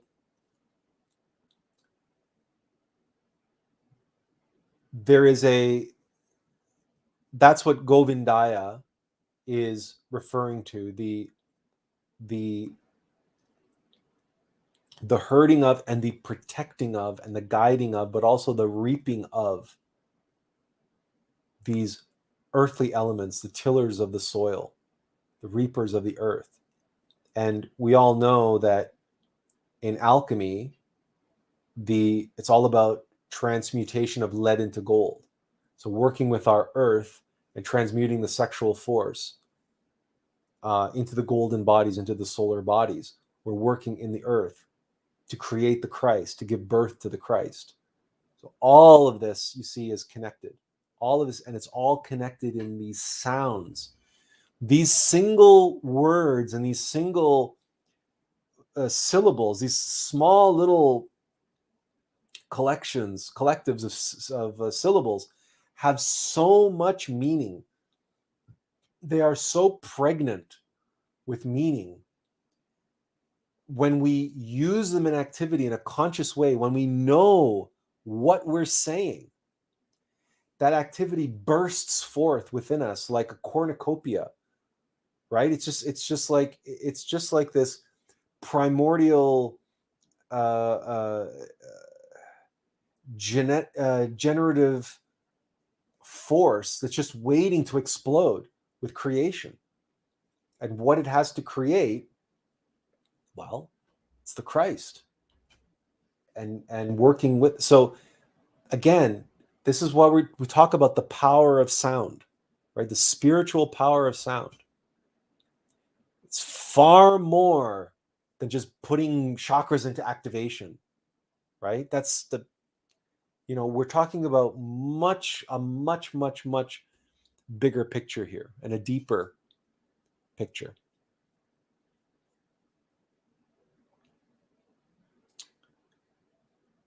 Okay. Now, the next part is this Gopi Jana Vaya Baya. Okay. Gopis come from the myth of Krishna. They refer to, the gopis represent many things, but first and foremost, they represent your innermost, your being, who so much longs to unite with Krishna. That is all your being wants, to unite with Christ, to merge with the Christ. The reason this tradition presents the symbol of the gopi, a virginal maiden, is because the women have such a capacity for love, a burning heart, an innocence, a purity, a virginity. And these all represent qualities of the monad. So the gopis in the myth of Krishna are these virginal maidens who chase Krishna, and they're devoted to Krishna, and they love Krishna, and they're desperate to be with them. And Krishna plays with them, and he instructs them, and he has this this not a teasing relationship, but a kind of a loving exchange with them. But it's a playful exchange with these virginal maidens. Now clearly, this is not a story to be taken literally, and to say that, well, Krishna had a harem of virgins. That's not what this is about. It's exactly what's being described here, is that these virginal, innocent, pure, loving gopis are representative of our being. The innocence and the burning passion, the burning heart for Christ, for Krishna. Our seed longs to be a giant sequoia in the forest, but our essence is just a spark, it's just a seed. But every seed has a burning passion within it to be one with the forest. And yes, a seed is already in the forest, but it's not yet a giant redwood, right? But every seed, every redwood seed, longs to be what it can be. And if it is a redwood seed, then it wants to realize itself. It wants to die as a seed and be reborn as a redwood, albeit a sapling, but in due time, in due course, he will take, or she will take, their rightful place in the great redwood forest. And is that great redwood forest, that great multiplicity, which is the Logos, which is the Christ, the perfect multiple unity. The last part, Swaha, seals the mantra and projects the force of it. So we have all of these different elements related to the Christ, and the birthing of the Christ, and the union with the Christ, and the embodiment of the Christ, the bringing the Christ into the earth. And then we seal it with the last part of the mantra, Swaha. Klim Krishnaya Govindaya Gopijana Vayabhaya Swaha. Very, very beautiful, very, very powerful mantra. There are many, many, many, many, many more mantras. There are thousands of mantras, and there are hundreds of mantras that we can work with in Gnosis.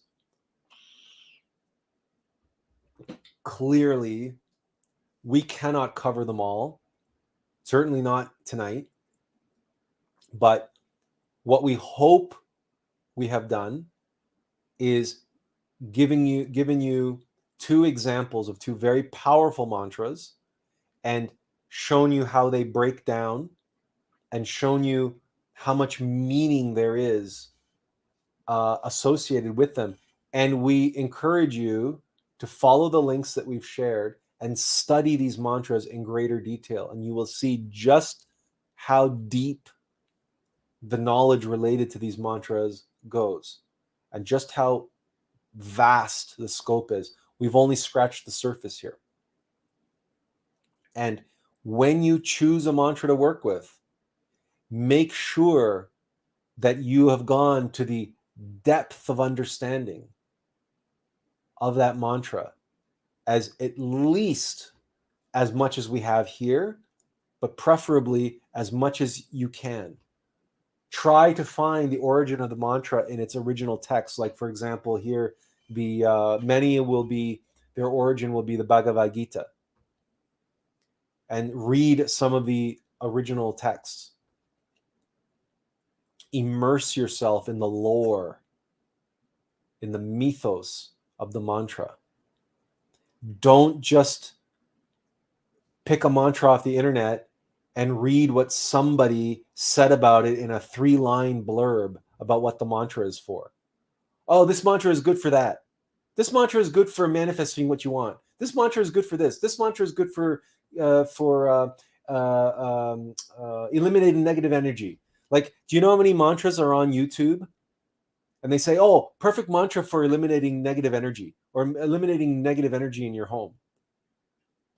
How does that compare to the amount of information we've shared even tonight on these mantras, right? So it's one thing to say, well, this is what the mantra is good for, but it's another thing to actually know why and how it works. Mantras are not to be used mechanically. They're to be felt deeply. They're to be sung, or at the very least, proclaimed, as one might the Declaration of Independence as an American, with your hand on your heart, right? Or, you know, like these are proclamations. These are speaking in the language of Absolute. They're speaking in the language of the supernal worlds. These are precious, precious, precious tools to work with the power of sound on multiple dimensions and multiple levels. It's not just a, I don't know, a spiritual vacuum cleaner to clean your place or to cleanse yourself. That's, you know, that's not what this is. But mantra, of course, is not the only way we can work with sound in this way.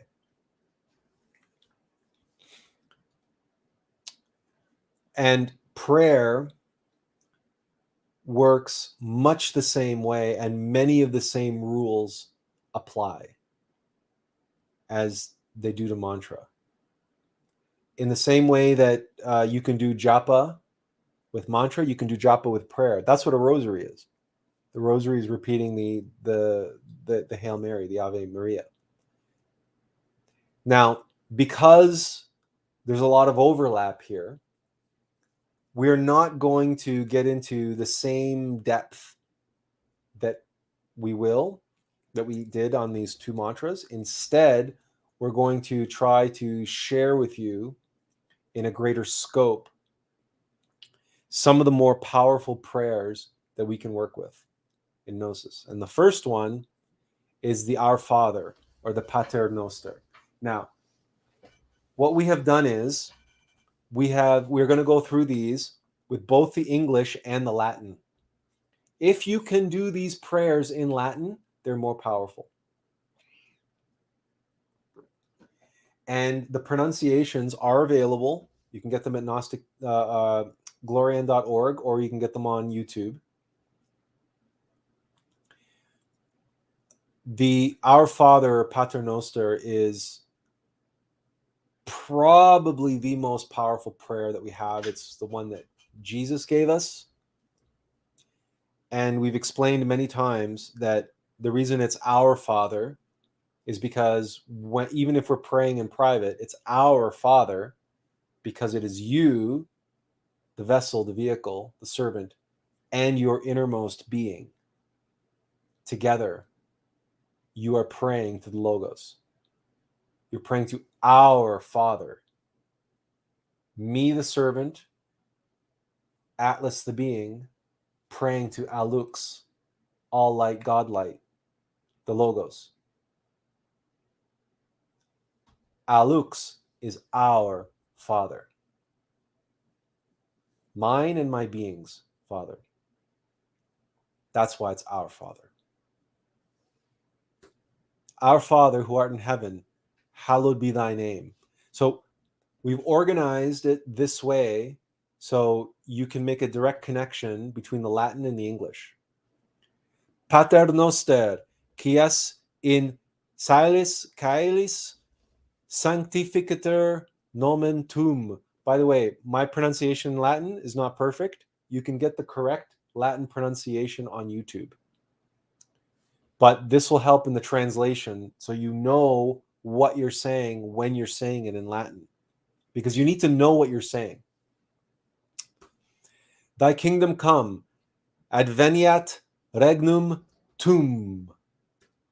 Thy will be done on earth as it is in heaven. Fiat voluntas tua sicut in caelo et in terra. This first part, Our Father who art in heaven, hallowed be thy name. Thy kingdom come, thy will be done on earth as it is in heaven. This is our earth.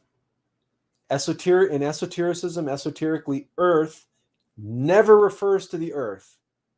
Earth always refers to our earth, our hum. We are in microcosm. A human being is a microcosm for the planet. So every time you hear the word earth in any scripture, in the Bible, in any prayer, never assume that they're talking about the earth. You realize in ancient times, people rarely referred to the planet as a whole, as the earth. And even if they did, 9 times out of 10, there's always some reference to the microcosm, because they understood that the macrocosm is intimately related to the microcosm, and one reflects the other. So this prayer, like the mantras that we are talking about, the mantras of the Christ, and the mantra of Klim Krishnaya, Govindaya, Gopijana Vaya Vaya Swaha, bringing into the earth, and Om Mani Padme Hum, bringing the Christ and rooting it in the earth. The Klim Krishnaya, Gopijana, rooting it in the earth. No, it was the other one, the Om Mani Padme. We're getting tired. Okay. Thy will be done on earth as it is in heaven. Give us this day our daily bread, and forgive us our trespasses as we forgive those who trespass against us. Panem nostrum quotidianum da nobis hodie, et demite nobis debita nostra, sicut et nos dimitmus debitoribus nostris. Okay. We've talked about this many times.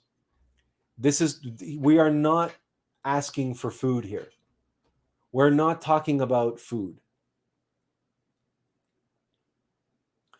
Give us this day our daily bread is the manna from heaven. We've talked many, many times about our Divine Mother leaving us the breadcrumbs that lead us on the trail through the dark wood into the light. The manna from heaven, the serendipities, those precious moments of that connect us, that keep us in remembrance of the hand of God in our life, guiding us, leading us, the manna from heaven. That is our daily bread. That is what sustains us on the path spiritually. The gnosis, right? When we experience, when we have true faith, when we can give faith, when we can testify that such and such was placed here in this moment by my Divine Mother as a signpost, as a guidepost, as a breadcrumb on the trail. And every breadcrumb like that we receive is like a meal. It's manna from heaven. It nourishes our soul, our very being. That is the daily bread that we seek. And forgive us our trespasses as we forgive those who trespass against us. Relax. Don't take things personally. And ease up on those people who are suffering and in ego, and have compassion towards them. You'll make mistakes. You're asking the Logos to forgive you, but also ease up and take it easy on those people who make mistakes compared to you.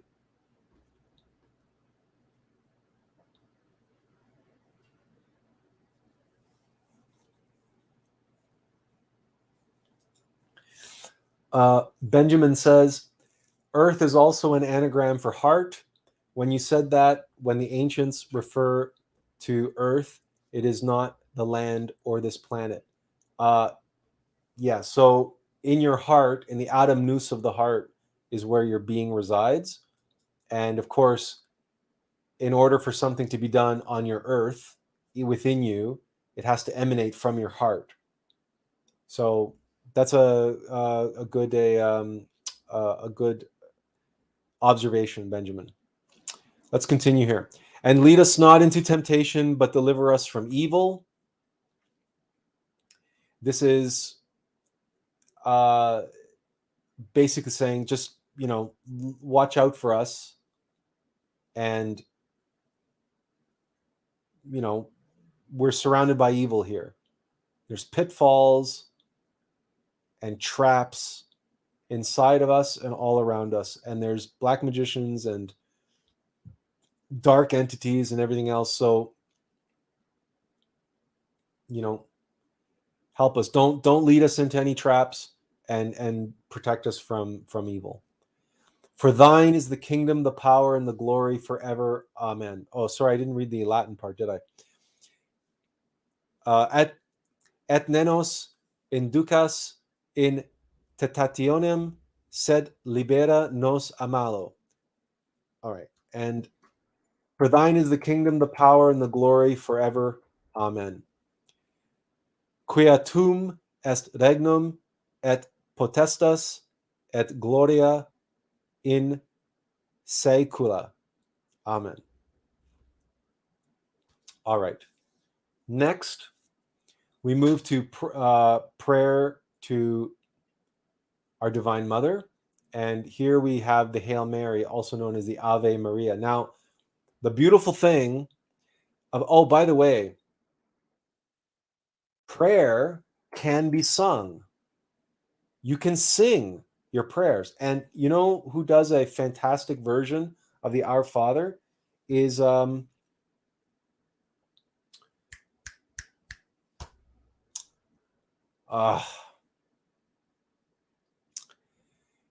tenor, the fellow, the blind fellow, the Andrea Bocelli. Andrea Bocelli does a version of the Our Father, and he sings it. But you can also sing the Our Father the way the Catholics sing it in church. They're both, and I'm pretty sure you can find a Latin version of it being sung. In any case, or you know what? And if you can't find a Latin version, find an Italian version. Them singing it in Italian. It's pretty damn close. Or Spanish, pretty damn close. So you're gonna be halfway there. Now, when it comes to the Ave Maria has been put to music multiple different times by classical composers. There are absolutely beautiful renditions of Ave Maria, and you can sing Ave Maria, and you can sing your heart out singing Ave Maria. And there's like, even on the CD called Pavarotti and Friends, what is it? Aaron Neville sings this glorious, beautiful version of Ave Maria on that CD called Pavarotti and Friends. But you can find countless recordings and versions of it on YouTube and elsewhere, Spotify, just about anywhere. And it goes. Now, I took this from the Gnostic website, so this is going to sound a little strange, only because the esoteric mantric way of calling upon the Divine Mother is Ramio. It's the mantric way. This is combining mantra and prayer. We get Hail Ramio, full of grace. Okay? Or anytime you see Ramio here, you can just replace it with Mary. Hail Mary, full of grace. And of course, in Latin, it's Ave Maria, gratia plena. Our Lord is with thee. Dominus tecum. Blessed art thou among women, benedicta tu in mulieribus, and blessed is the fruit of thy womb, Yeshua, or the Christ, or Jesus. Blessed is the fruit of thy womb, Jesus. Blessed is the fruit of thy womb, the Christ. Et benedictus fructus vetris tui, Iesus. Virgin Ramio, Mother of God, or Virgin or Holy Mary, Mother of God. Virginis Maria, Mater Dei. Pray for us with the sinning ego. Ora pro nobis cum peccatoribus ego. Now and at the hour of the death of our vices. Nunc et in hora mortis vitium nostrae. Amen. Sella fiat. Now, I can't find a translation for Sella fiat. I'm assuming it just means, I think it means so be it or something, but we might come back to that. But in any case, that's the way it's on the Gnostic Teachings.org, the Glorian.org site. So in any case, this is the Hail Mary. Sing it if you can.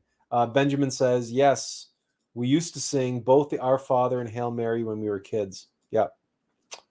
I know I used to do it too because I was a Catholic. All right. Let's keep going here because time is ticking.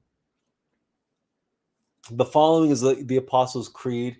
This is similar to maybe how you have heard it before, but this is just, it doesn't have any reference to the Catholic Church. And we refer to the Gnostic Church in the Apostles' Creed, but remember, the Gnostic Church is not a worldly institution, right? The Gnostic Church is centered in the supernal worlds. The temples of the Gnostic Church are in the astral plane. They're not here.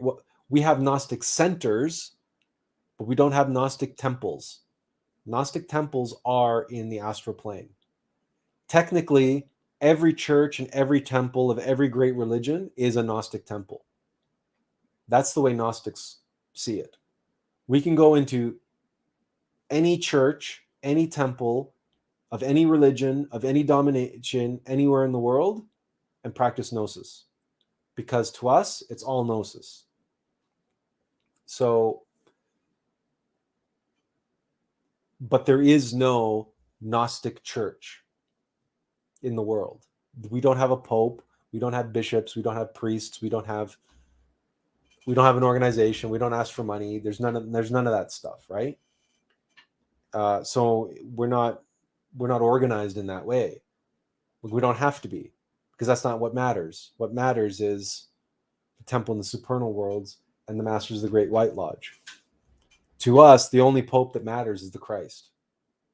That's our pope, is the Christ itself, who's not a person, but a force in the universe, the perfect multiple unity. However, the Apostles' Creed is important because Christ taught this to the apostles.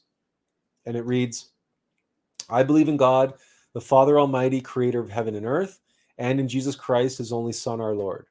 He was conceived by the power of the Holy Spirit, born of the Virgin Mary, suffered under Pontius Pilate, was crucified, died, and was buried.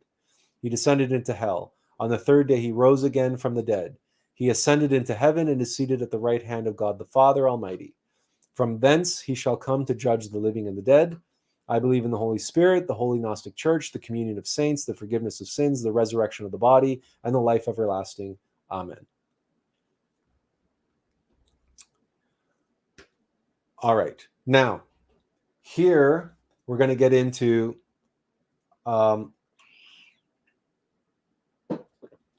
prayers of protection and defense.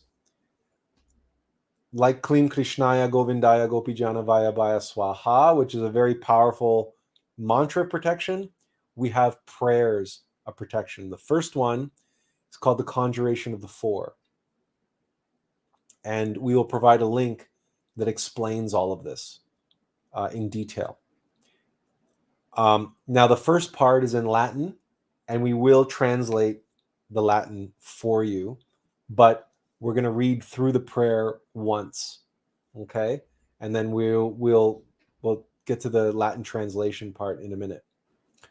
So caput mortem, imperatibi dominus per vivum et devotum serpentem, cherub, imperatibi dominus per Adam Yod Hava, Aquila erans, imperatibi dominus per Alas et Tauri, serpens, imperatibi dominus tetragrammaton per Angelum et Leonem, Michael, Gabriel, Raphael, Anael, fluat udor per spiritum Elohim, manat in terra per Adam Yod Hava, fiat firmamentum per Yod Hava Sabaoth, fiat judicium per ignem in virtut Michael, angel of the blind eyes, obey or pass away with this holy water, work-winged bull, or revert to the earth, unless thou willst that I should pierce thee with this sword.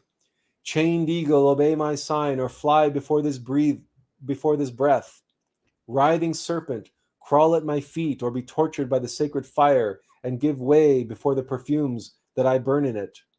Water, return to water. Fire, burn. Air, circulate. Earth, revert to earth. By virtue of the pentagram, which is the morning star, and in the name of the tetragram, which is written in the center of the cross of light. Amen. Amen. Amen. Okay. So what are we talking about here? Let's go through the Latin pronunciation, the Latin translation. So caput mortem imperatibi dominus per vivum et devotum serpentem means corpse head, may the living and devoted serpent Adonai command thee. Cherub imperatibi dominus per Adam Yod Hava, cherub, may Adonai command thee by Adam Yod Hava. Aquila erans imperatibi dominus per Alas Tauri, wandering eagle, may Adonai command thee by the wings of the bull. Serpens, imperatibi dominus, tetragrammaton per angelum et leonem. Serpent, may Adonai, the tetragrammaton, command thee by the angel and the lion. Michael, Gabriel, Raphael, Anael. Fluat udor spiritum Elohim, flow perfume by the Ruach Elohim. Mana in terra per Adam Yod Hava, earth be established by Adam Yod Hava. Fiat firmamentum per Yod Hava Sabaoth, spread firmament by Yod Hava Sabaoth. And fiat judicium per ignem in virtut Michael, be judged by the fire in the power of Michael. Okay, that's the Latin translation. The link here at the bottom goes to the explanation of, no, I guess we're going to have to click it here. And it'll open it up. Yeah, okay. So this link, we'll throw it in the chat. Okay. This prayer is explained in this lecture called Alchemy and the Tetragram. And you find this visual on the website. Now, as you can see, we have the lion, we have the eagle, we have the angel, Michael, Gabriel, Raphael, Anael,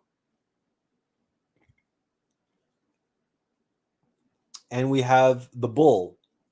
Now, all of these are referenced in this prayer, the conjuration of the four. Okay, angel of the blind eyes. We have the winged bull, the chained eagle, the writhing serpent, and so basically, what we're doing with the conjuration of the four, when we conjure something, we are mastering them. We are enacting our force over them. We are commanding them by the superior forces. So commanding the forces of nature, the elements the four elements: fire, water, earth, air. These four elements make up the elements of nature and our animal mechanical nature. So what we are doing with the conjuration of the four is through the power of Michael, Gabriel, Raphael, Anael, right? And Adam Yod Hava, the primordial Adam, and the firmament and the judgment of Yod Hava Sabaoth, and by the virtue of Michael, the fire of Michael, the virtuous fire of Michael, and the power of the Tetragram, and the angel and the lion, we are enacting, enforcing divine nature's governance and rule over mechanical nature. So if you've been listening to our live streams before, you know that there's a definite separation and a difference between divine nature and mechanical nature, and that mechanical nature and our egos work for mechanical nature. They're trying to drag us down and pull us down. That's their job.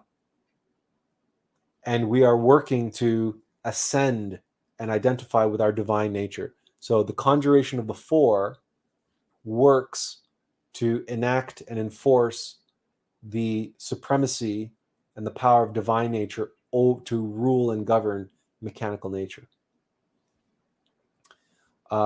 This is what it means for man to dominate nature. It's not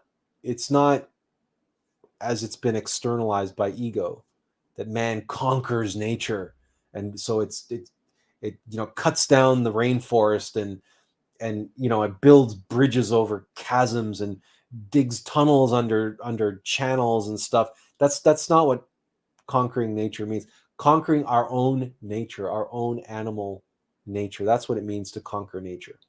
And the conjuration of the four is related to that. And again, we've provided the link, although according to this, it didn't work on Facebook. So let's try posting it again. Hopefully we'll have better luck with it. Okay.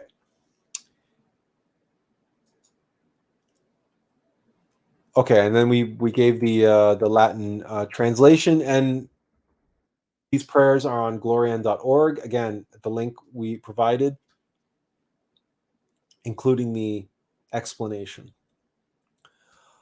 All right, the next lecture that we're going to the next prayer that we're going to go over is called the Conjuration of the Seven. It's similar to the Conjuration of the Four, but now we're going past just mechanical nature, and hopefully you'll get a sense of that. In the name of Michael, may Jehovah command thee and drive thee hence, Chavayoth. In the name of Gabriel, may Adonai command thee and drive thee hence, Baal. In the name of Raphael, begone before Eliel, Sam Gabriel. By Samael Tzabaoth, and in the name of Elohim Gibur, get thee hence, and Ramalek. By Zachariel et Sachiel Melech, be obedient unto Elva, son of Gabriel. By the divine and human name of El Shaddai, and by the sign of the pentagram which I hold in my right hand, in the name of the angel Anael, by the powers of Adam and Eve, who are Yod Hava. Begone, Lilith, let us rest in peace, Nahema. By the holy Elohim, and in the names of the genii, Kashiel, Sahaltiel, Alphiel, and Zahariel, at the command of Oriphiel, depart from us, Moloch. We deny thee our children to devour. Amen. Amen. Amen. The Conjuration of the Seven is the conjuration of the seven prime evils, the seven prime demons who run the Black Lodge. They are the counterparts to the seven cosmo creators, or the seven archangels. And this prayer was given to humanity by the wise sage Solomon. The explanation for this prayer is here, and the link, we're putting it in the chat now. This is another one of those incredible lectures. You can get the correct pronunciation right here on glorian.org, embedded right into the lecture, or you can watch it on YouTube. They have the whole prayer here as well. It's worthwhile studying. But again, it's a prayer of protection, and what we're doing, it's basically in each line of this prayer, we are proclaiming that particular demon be conjured in the name of, by the power of, whichever archangel we are invoking. So, in the name of Michael, may Jehovah command thee and drive thee hence, Chavayoth, right? So that it's pretty straightforward, in other words. But to really know in depth what all of this means, you can study the lecture, the link that we provided in the course, and it will really flesh out your appreciation and understanding for the prayer. These prayers are the conjurations. They are profound declarations. You can imagine yourself holding a sword, standing at the front of an army of angels, and proclaiming this like a proclamation of demanding their surrender, demanding the surrender of an army of demons, a legion of hell that's being led by the 7 prime evils, the 7 lieutenants of darkness. And you can be sitting there in front of an army of angels making this proclamation. It's that sort of intensity, and it's that sort of prayer. This is not a prayer of, this is not a sheepish prayer, right? This is not a time to be sheepish. This is a time to be a warrior. Same with the conjuration of the 4. This is a time to stand up and allow the light and the fire of Christ to come through you and into your heart and into these words and into these sounds that you are making. That's what the power of this particular prayer is. This is a defensive prayer, yes, but the best defense is a good offense, especially where the Black Lodge is concerned, especially where these demons are concerned. You have to be proactive. You can't be sheepish, and you can't be naive, and you can't be standoffish. We have to stand up and face our adversary and be prepared to do that, because otherwise they'll walk all over us. And that's what these prayers are for. Now, this prayer, as we mentioned, okay, so let's cover some quotes about these, the use of these prayers.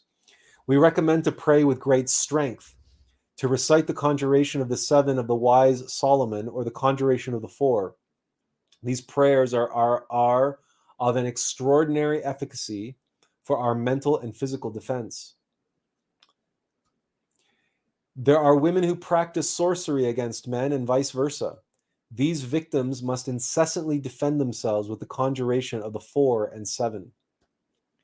Black magicians can also make their victims become obsessed with fixed ideas. Likewise, numerous cases of beings possessed exist within, numerous cases of being possessed exist within the Gospels. Generally, mediums of spiritualism become obsessed by larvae and by demons that populate the lower regions of the astral world. All these cases are cured by reciting the conjuration of the 4 in front of the manic person. Okay, so these prayers can be used basically in minor exorcisms, but minor exorcisms. Speaking of Solomon, this leads us to the invocation of Solomon. Now, again, we'll get into, well, there's no way we can get into the full meaning of this prayer, not tonight, not especially when there are 2 lectures on glorian.org covering this prayer. And the reason why we can't get into all the details, because this prayer is an invocation of the tree of life itself. Oh, wait. Benjamin asks, how to express these prayers with strength and authority? What's the best way to prepare in speaking these powerful words? We're not sure how else to say it, but how he said it. You don't have to prepare yourself for these prayers. Just allow the strength and the force to come through you. Be strong. How to express these prayers with strength and authority? With strength and authority. There's no how. You just do it. Be strong. Be authoritative. Put your foot down. These prayers, the conjuration of the 4 and the conjuration of the 7, you're speaking to mechanical nature and you're speaking to the demons. Tell them what's what. Say it like you mean it. What else can we tell you? Like, there's, it is what it is. Put your foot down. Like you were speaking to a bad child or a bad dog. Bad dog, don't do that again. Or like you were telling anybody off. Right? You're telling them off. You're putting them in their place. If you need inspiration, watch some movies where you have authoritative heroes who are standing up and calling out their adversary. You know what? Watch Coriolanus, Shakespeare's Coriolanus with Ralph Fiennes and what's the other actor's name? The Scottish actor. Anyway, Coriolanus with Ralph Fiennes and he's on the tip of my tongue.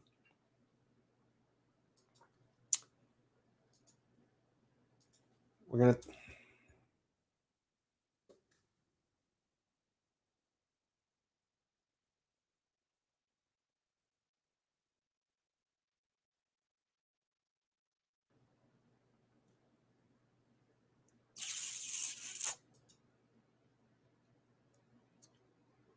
Gerald Butler.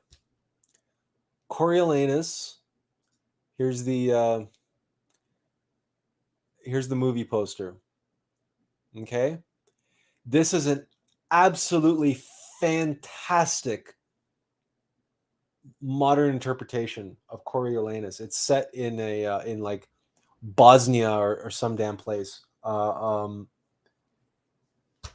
and Gerard Butler and Ralph Fiennes just do an absolutely fantastic job. You want to know how to express these prayers with strength and authority? Watch Coriolanus, and you will know.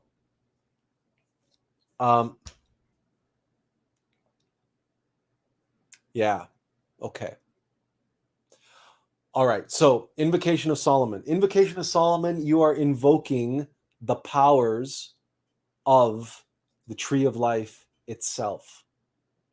All right. Now, when you will very quickly, let's just go over. We have Keter, Chokmah, Binah, Chesed, Geburah, Tipereth, Netzach, Hod, Yesod, and Malkuth. Now, underneath these words, we have what their meaning is, or what another meaning of them is. So Keter is the crown, Chokmah is wisdom, Binah intelligence, Chesed mercy, Gebura, justice, Tipareth, beauty, Netzach, victory, Hod, splendor, Yesod, the foundation, and Malkuth, the kingdom. So as we read through the following prayer, see if you can spot those words that are related to the tree of life being invoked by the prayer. Okay? Let's begin. Powers of the kingdom, be, actually, you know what? We're going to put on our laser pointer here. Okay. And we're going to put our laser pointer on the Sephiroth as we're reading. Powers of the kingdom, be under my left foot and in my right hand. Glory and eternity, take me by the two shoulders and direct me in the paths of victory. Mercy and justice, be ye the equilibrium and splendor in my life. Intelligence and wisdom, crown me. Spirits of Malkuth, lead me betwixt the two pillars upon which rest the whole edifice of the temple. Angels of Netzach and Hod, establish me upon the cubic stone of Yesod. O Geduel, O Gebruel, O Tipereth, Binael, be thou my love. Ruach Hokmael, be thou my light. Be that which thou art, and thou shalt be, O Keteriel. Ishim, assist me in the name of Shaddai. Kerubim, be my strength in the name of Adonai. Beni Elohim, be my brethren in the name of the Son and by the power of Sabaoth. Elohim, do battle for me in the name of Tetragrammaton. Melachim, protect me in the name of Yod-He Vav-He. Seraphim, cleanse my love in the name of Eloah. Hazmalim, enlighten me with the splendors of Elohim and Shekinah. Aralim, act. Orphanim, revolve and shine. Hajoth ha-kadosh, cry, speak, roar, bellow. Kadosh, kadosh, kadosh. Shaddai, Adonai, Yod Hava. Eheye Asher, Eheye. Hallelujah, hallelujah, hallelujah. Amen, amen, amen. So what we have here on the first part of the prayer, as we were pointing out with the laser pointer thing here, are invoking all of the Sephiroth, all of the aeons of the tree of life. On the second part of the prayer, we're invoking all of the gods, all the cosmo creators, all the archangels, and all of the powers of the supernal worlds to assist us and to energize everything that we invoked in the first part. This is the invocation of Solomon. Solomon, of course, means Sol o moon, sun and moon. Temple of Solomon, right? It is the balance. It is the Tao. It is the great beyond. It is the razor's edge. And so this is also a powerful prayer of protection. And it is a powerful, but it is a powerful prayer for energizing and invoking all of these powers, all of these Christic, the logos, and energizing and empowering all of the Sephiroth inside of us. Because remember, the tree of life is inside of us.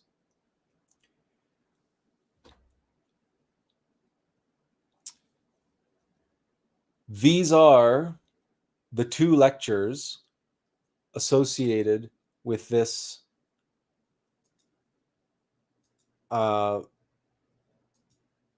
prayer. And we're going to put both, again, this prayer is part of the Defense for Spiritual Warfare course.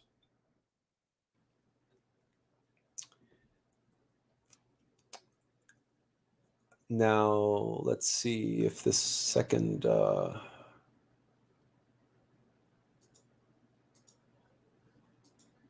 Now, of course, the second link doesn't want to work with me now for some reason. So if we jump here, we can go to Invocation of Solomon Part 2.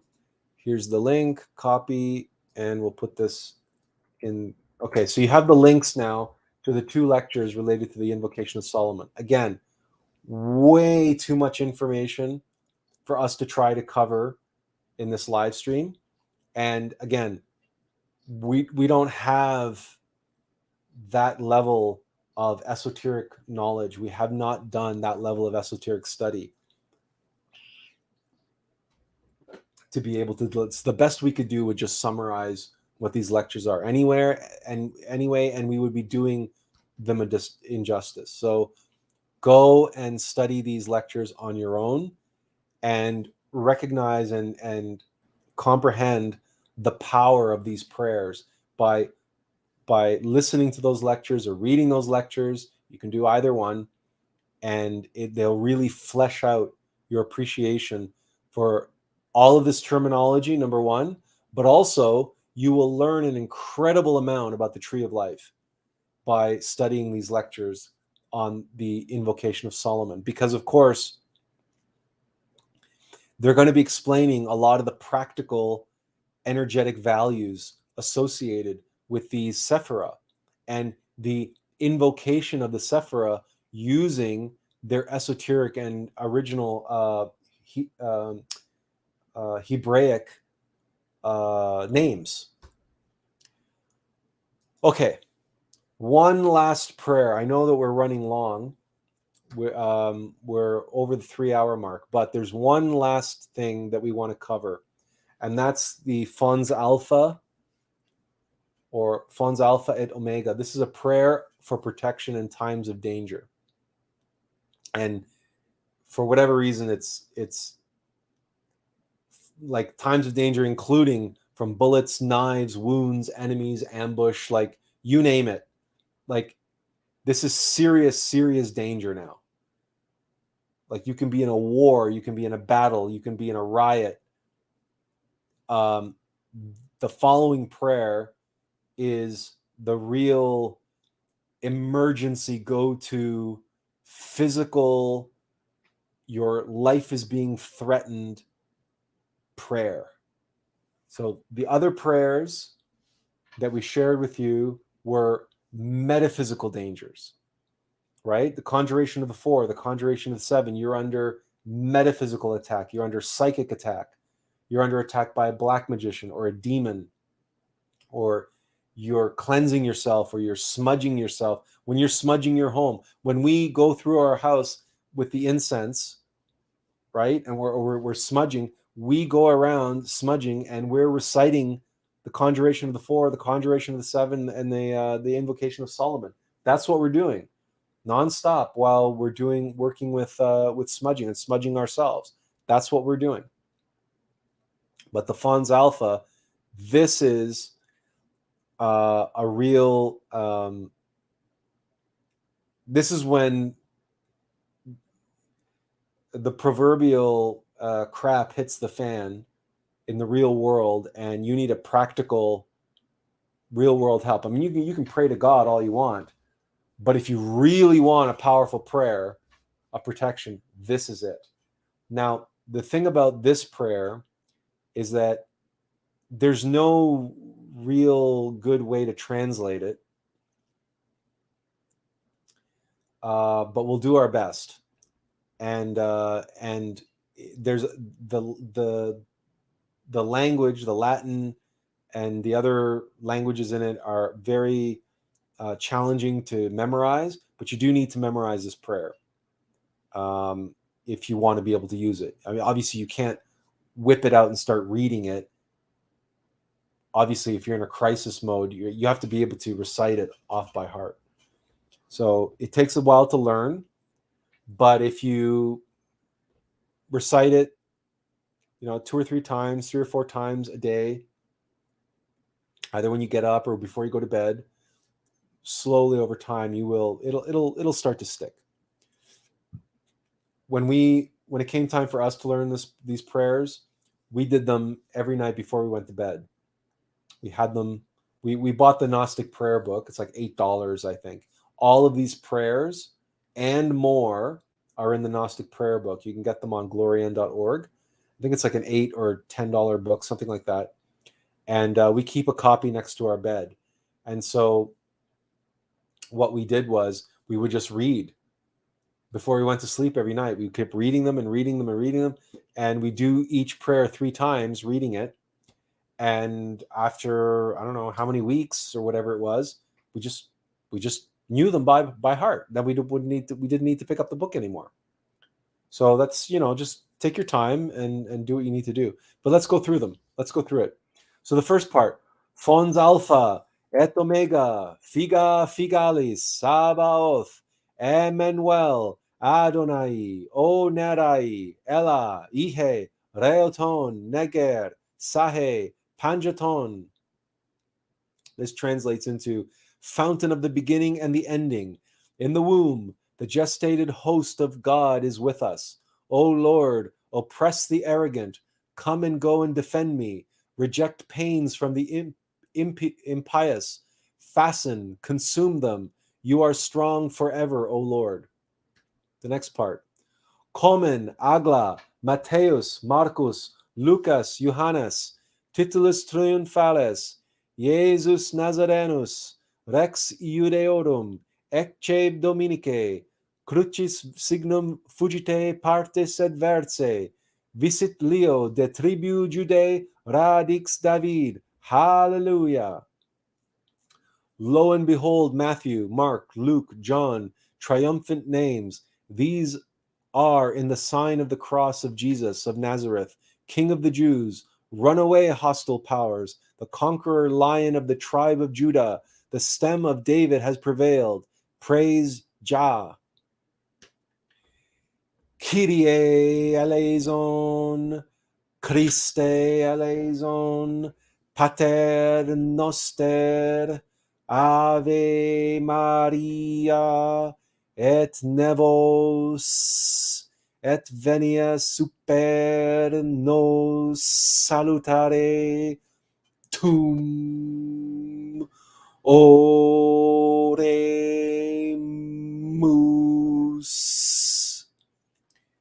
The victorious Lord, the victorious Christ, our Father, Hail Mary, and now, O Master of superior mercy, let us pay respect to what is thine. Let us pray.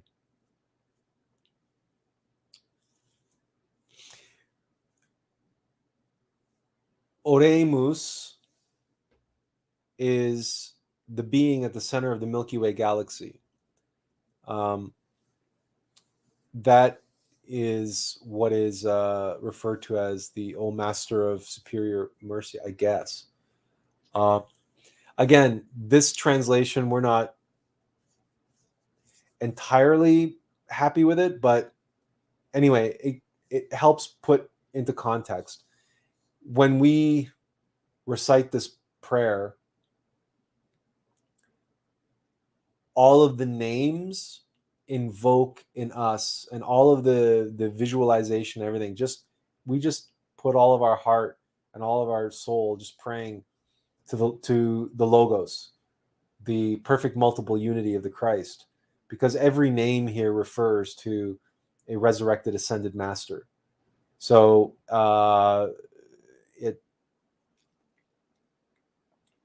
you're basically calling upon the help of the Christ, the Logos, as many individuated entities of the Logos to help you as possible. But this is a powerful prayer, and we encourage you to memorize it, and should need arise, use it. All right. So this brings us to the end And we have some time. I know we're over the 3-hour mark, but certainly I think we have, we have good 15 minutes for questions and comments.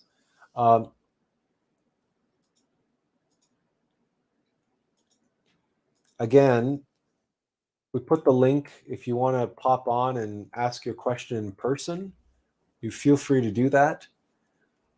We hope now that you have a deeper appreciation for the spiritual power of sound. We hope that in sharing with you what we shared, and indeed the additional resources that are available to you, you can appreciate now that mantra and prayer go way beyond what the average person, the average spiritual aspirant understands or believes they are. Oh, you're welcome, Jules. Thank you for being with us tonight. You're more than welcome, and we thank you for being here. We thank you for participating. It's our pleasure.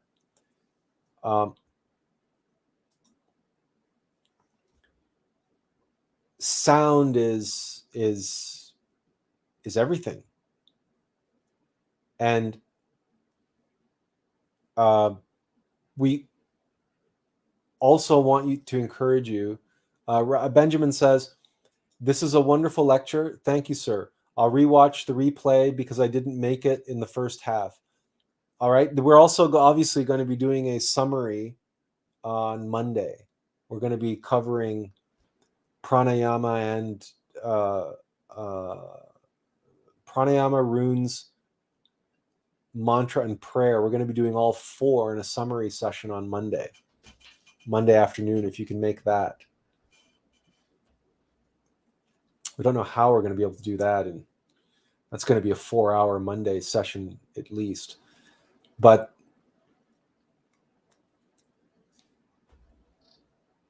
again, what we're trying to impart upon you is that prayer is not just talking to God. I mean, it is that, but it's more than that. You're not talking to God. You're communing with divinity.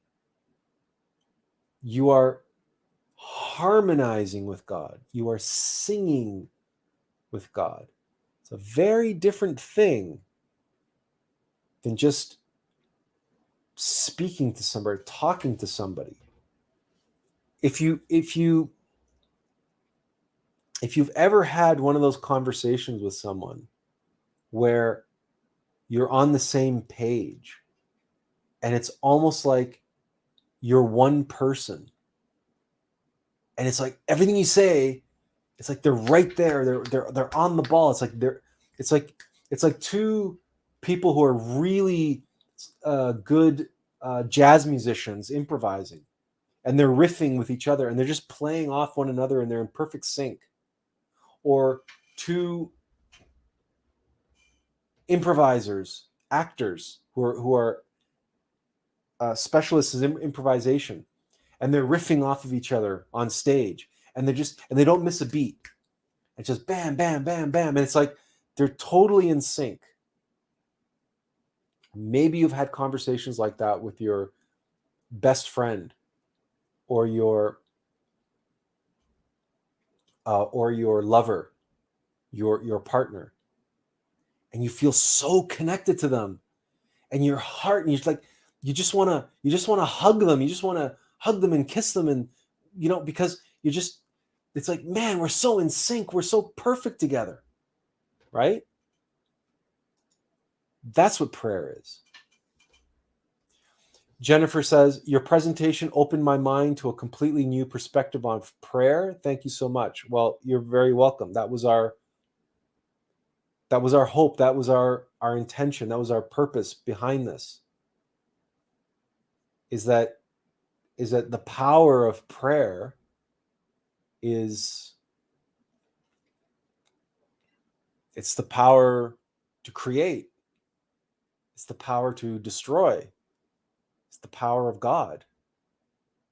And that power is in our hands. How do we wield it? How do we use it? Like mantra.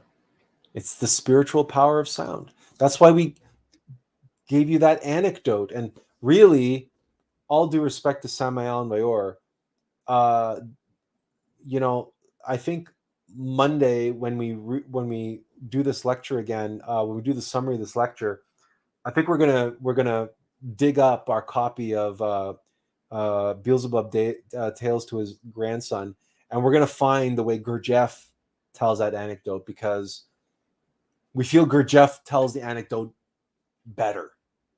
It's more interesting. It's more. There's something. It's the original. It's always better the original telling, anyway, I find. So, but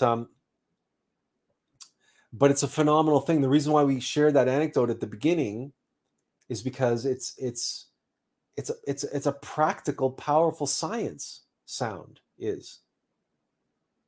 And the guys working with sound, like you've seen the YouTube video, I'm sure you've seen the YouTube videos. The guys levitating things with sound, they can levitate little tiny little things right now.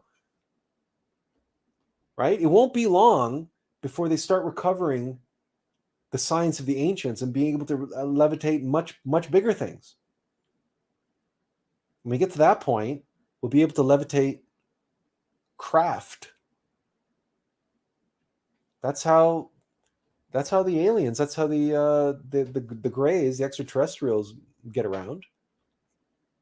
It's sound. It's the power of sound. That's how they zip around and move everything else. It's not propulsion. It's not anything like that. Benjamin says, kids nowadays don't know the importance of prayer, like the way you just explained, where it is harmonizing with God, because religions taught us to pray mechanically, to ask God for material stuff. Yes, it's true. Because no, not all religion. I mean, look, yes and no. Yes and no. Prayer has its... even Jesus taught us that when we pray, it should be in private. Religions taught us to pray in public, like the Pharisees of his day. Yes, okay, but I mean, if you go to temple, if you go to church, I mean, you're technically in private. You're with your congregation. Let's not be too harsh on the normies and their level, right? They're at their level. We all started there. All of us. We all started there. Even I started there. I was an altar boy. And I prayed with great devotion. And I performed my duties as an altar boy, as a little child, with great devotion. I would look up at that cross, and I would look down at Jesus. I would look up as Jesus looking down at me from that cross. I would look up at him. He was staring me right in the face. And I felt it, great devotion. And I used to sing the hymns with great devotion and all that stuff. So we all start wherever we can start. Nobody can do anything at a level other than the level at which they are at. So we mustn't go out of our way to kick people who aren't at our level. We should encourage them to rise up and get to the next level. Seek the next level if we can. Benjamin says, yes, religions are a good path to spirituality. We all start there. But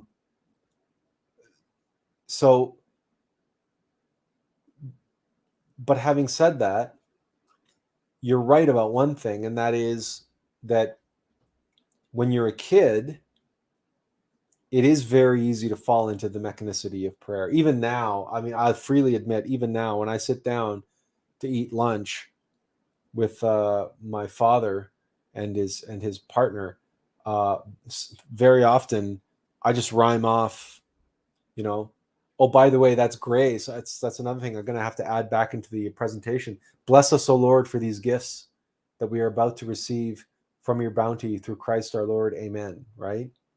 It's grace.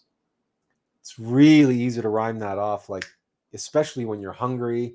You have hungry people waiting at the table. Everybody's waiting for me to sit down and say grace. That's not how I normally say grace. I say, Holy, Blessed, Divine Mother, we thank you for this grace, for the sacrifice of the elementals. Their bodies become our bodies. Their energy becomes our energy. May we guide us, Divine Mother, with your wisdom and grace, so that we may always use their sacrifice, never take their sacrifice for granted, but always use the gift of their sacrifice, of their bodies and their energy, for the sake of awakening, self-realization, and the end of suffering of all beings. In the name of Christ, for the glory of Christ, and by the majesty of Christ. This is how I normally say grace. This is not how I say grace in front of, like Benjamin says, pray privately. This is how I would say grace when I lived on my own. This is how I said grace before I ate a meal.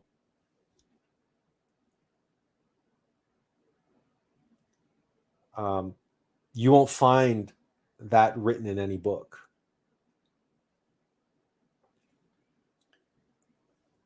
So that's another aspect of prayer that, of course, that prayer was given to me by Attlas, and presumably by Alex. That prayer is going in our book, most likely, but certainly in some future video or some future post, some meme or some blog, or if it's not already in one of our blog articles, can't remember, or an Instagram post, that prayer is going to be going into some future video or post, because that speaks to me, at least, to us at least, on a very deeper level, about showing gratitude and humility and giving thanks to our Divine Mother when we sit down to eat a meal, and blessing the food, and truly a prayer that blesses the food and blesses the sacrifice in the food, and recognize the sacrifice of the elementals before we take that food into our body. It's a transformative thing. It's important. It's very important in this day and age, especially considering the amount of suffering that those animals have likely gone through. So prayer has a transformative element to it.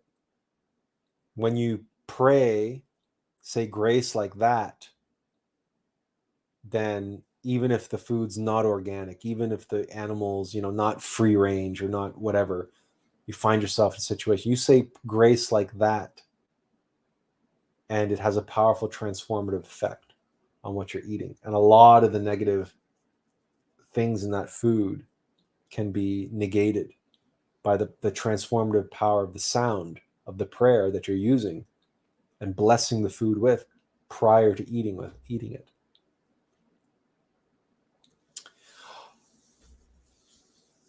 All right. Any other questions or comments? Because if not, we will thank you all once again for joining us this evening. And we hope that all of you have a wonderful weekend, and that we'll see you all next time. Thank you again. Have a good night, and inferential peace.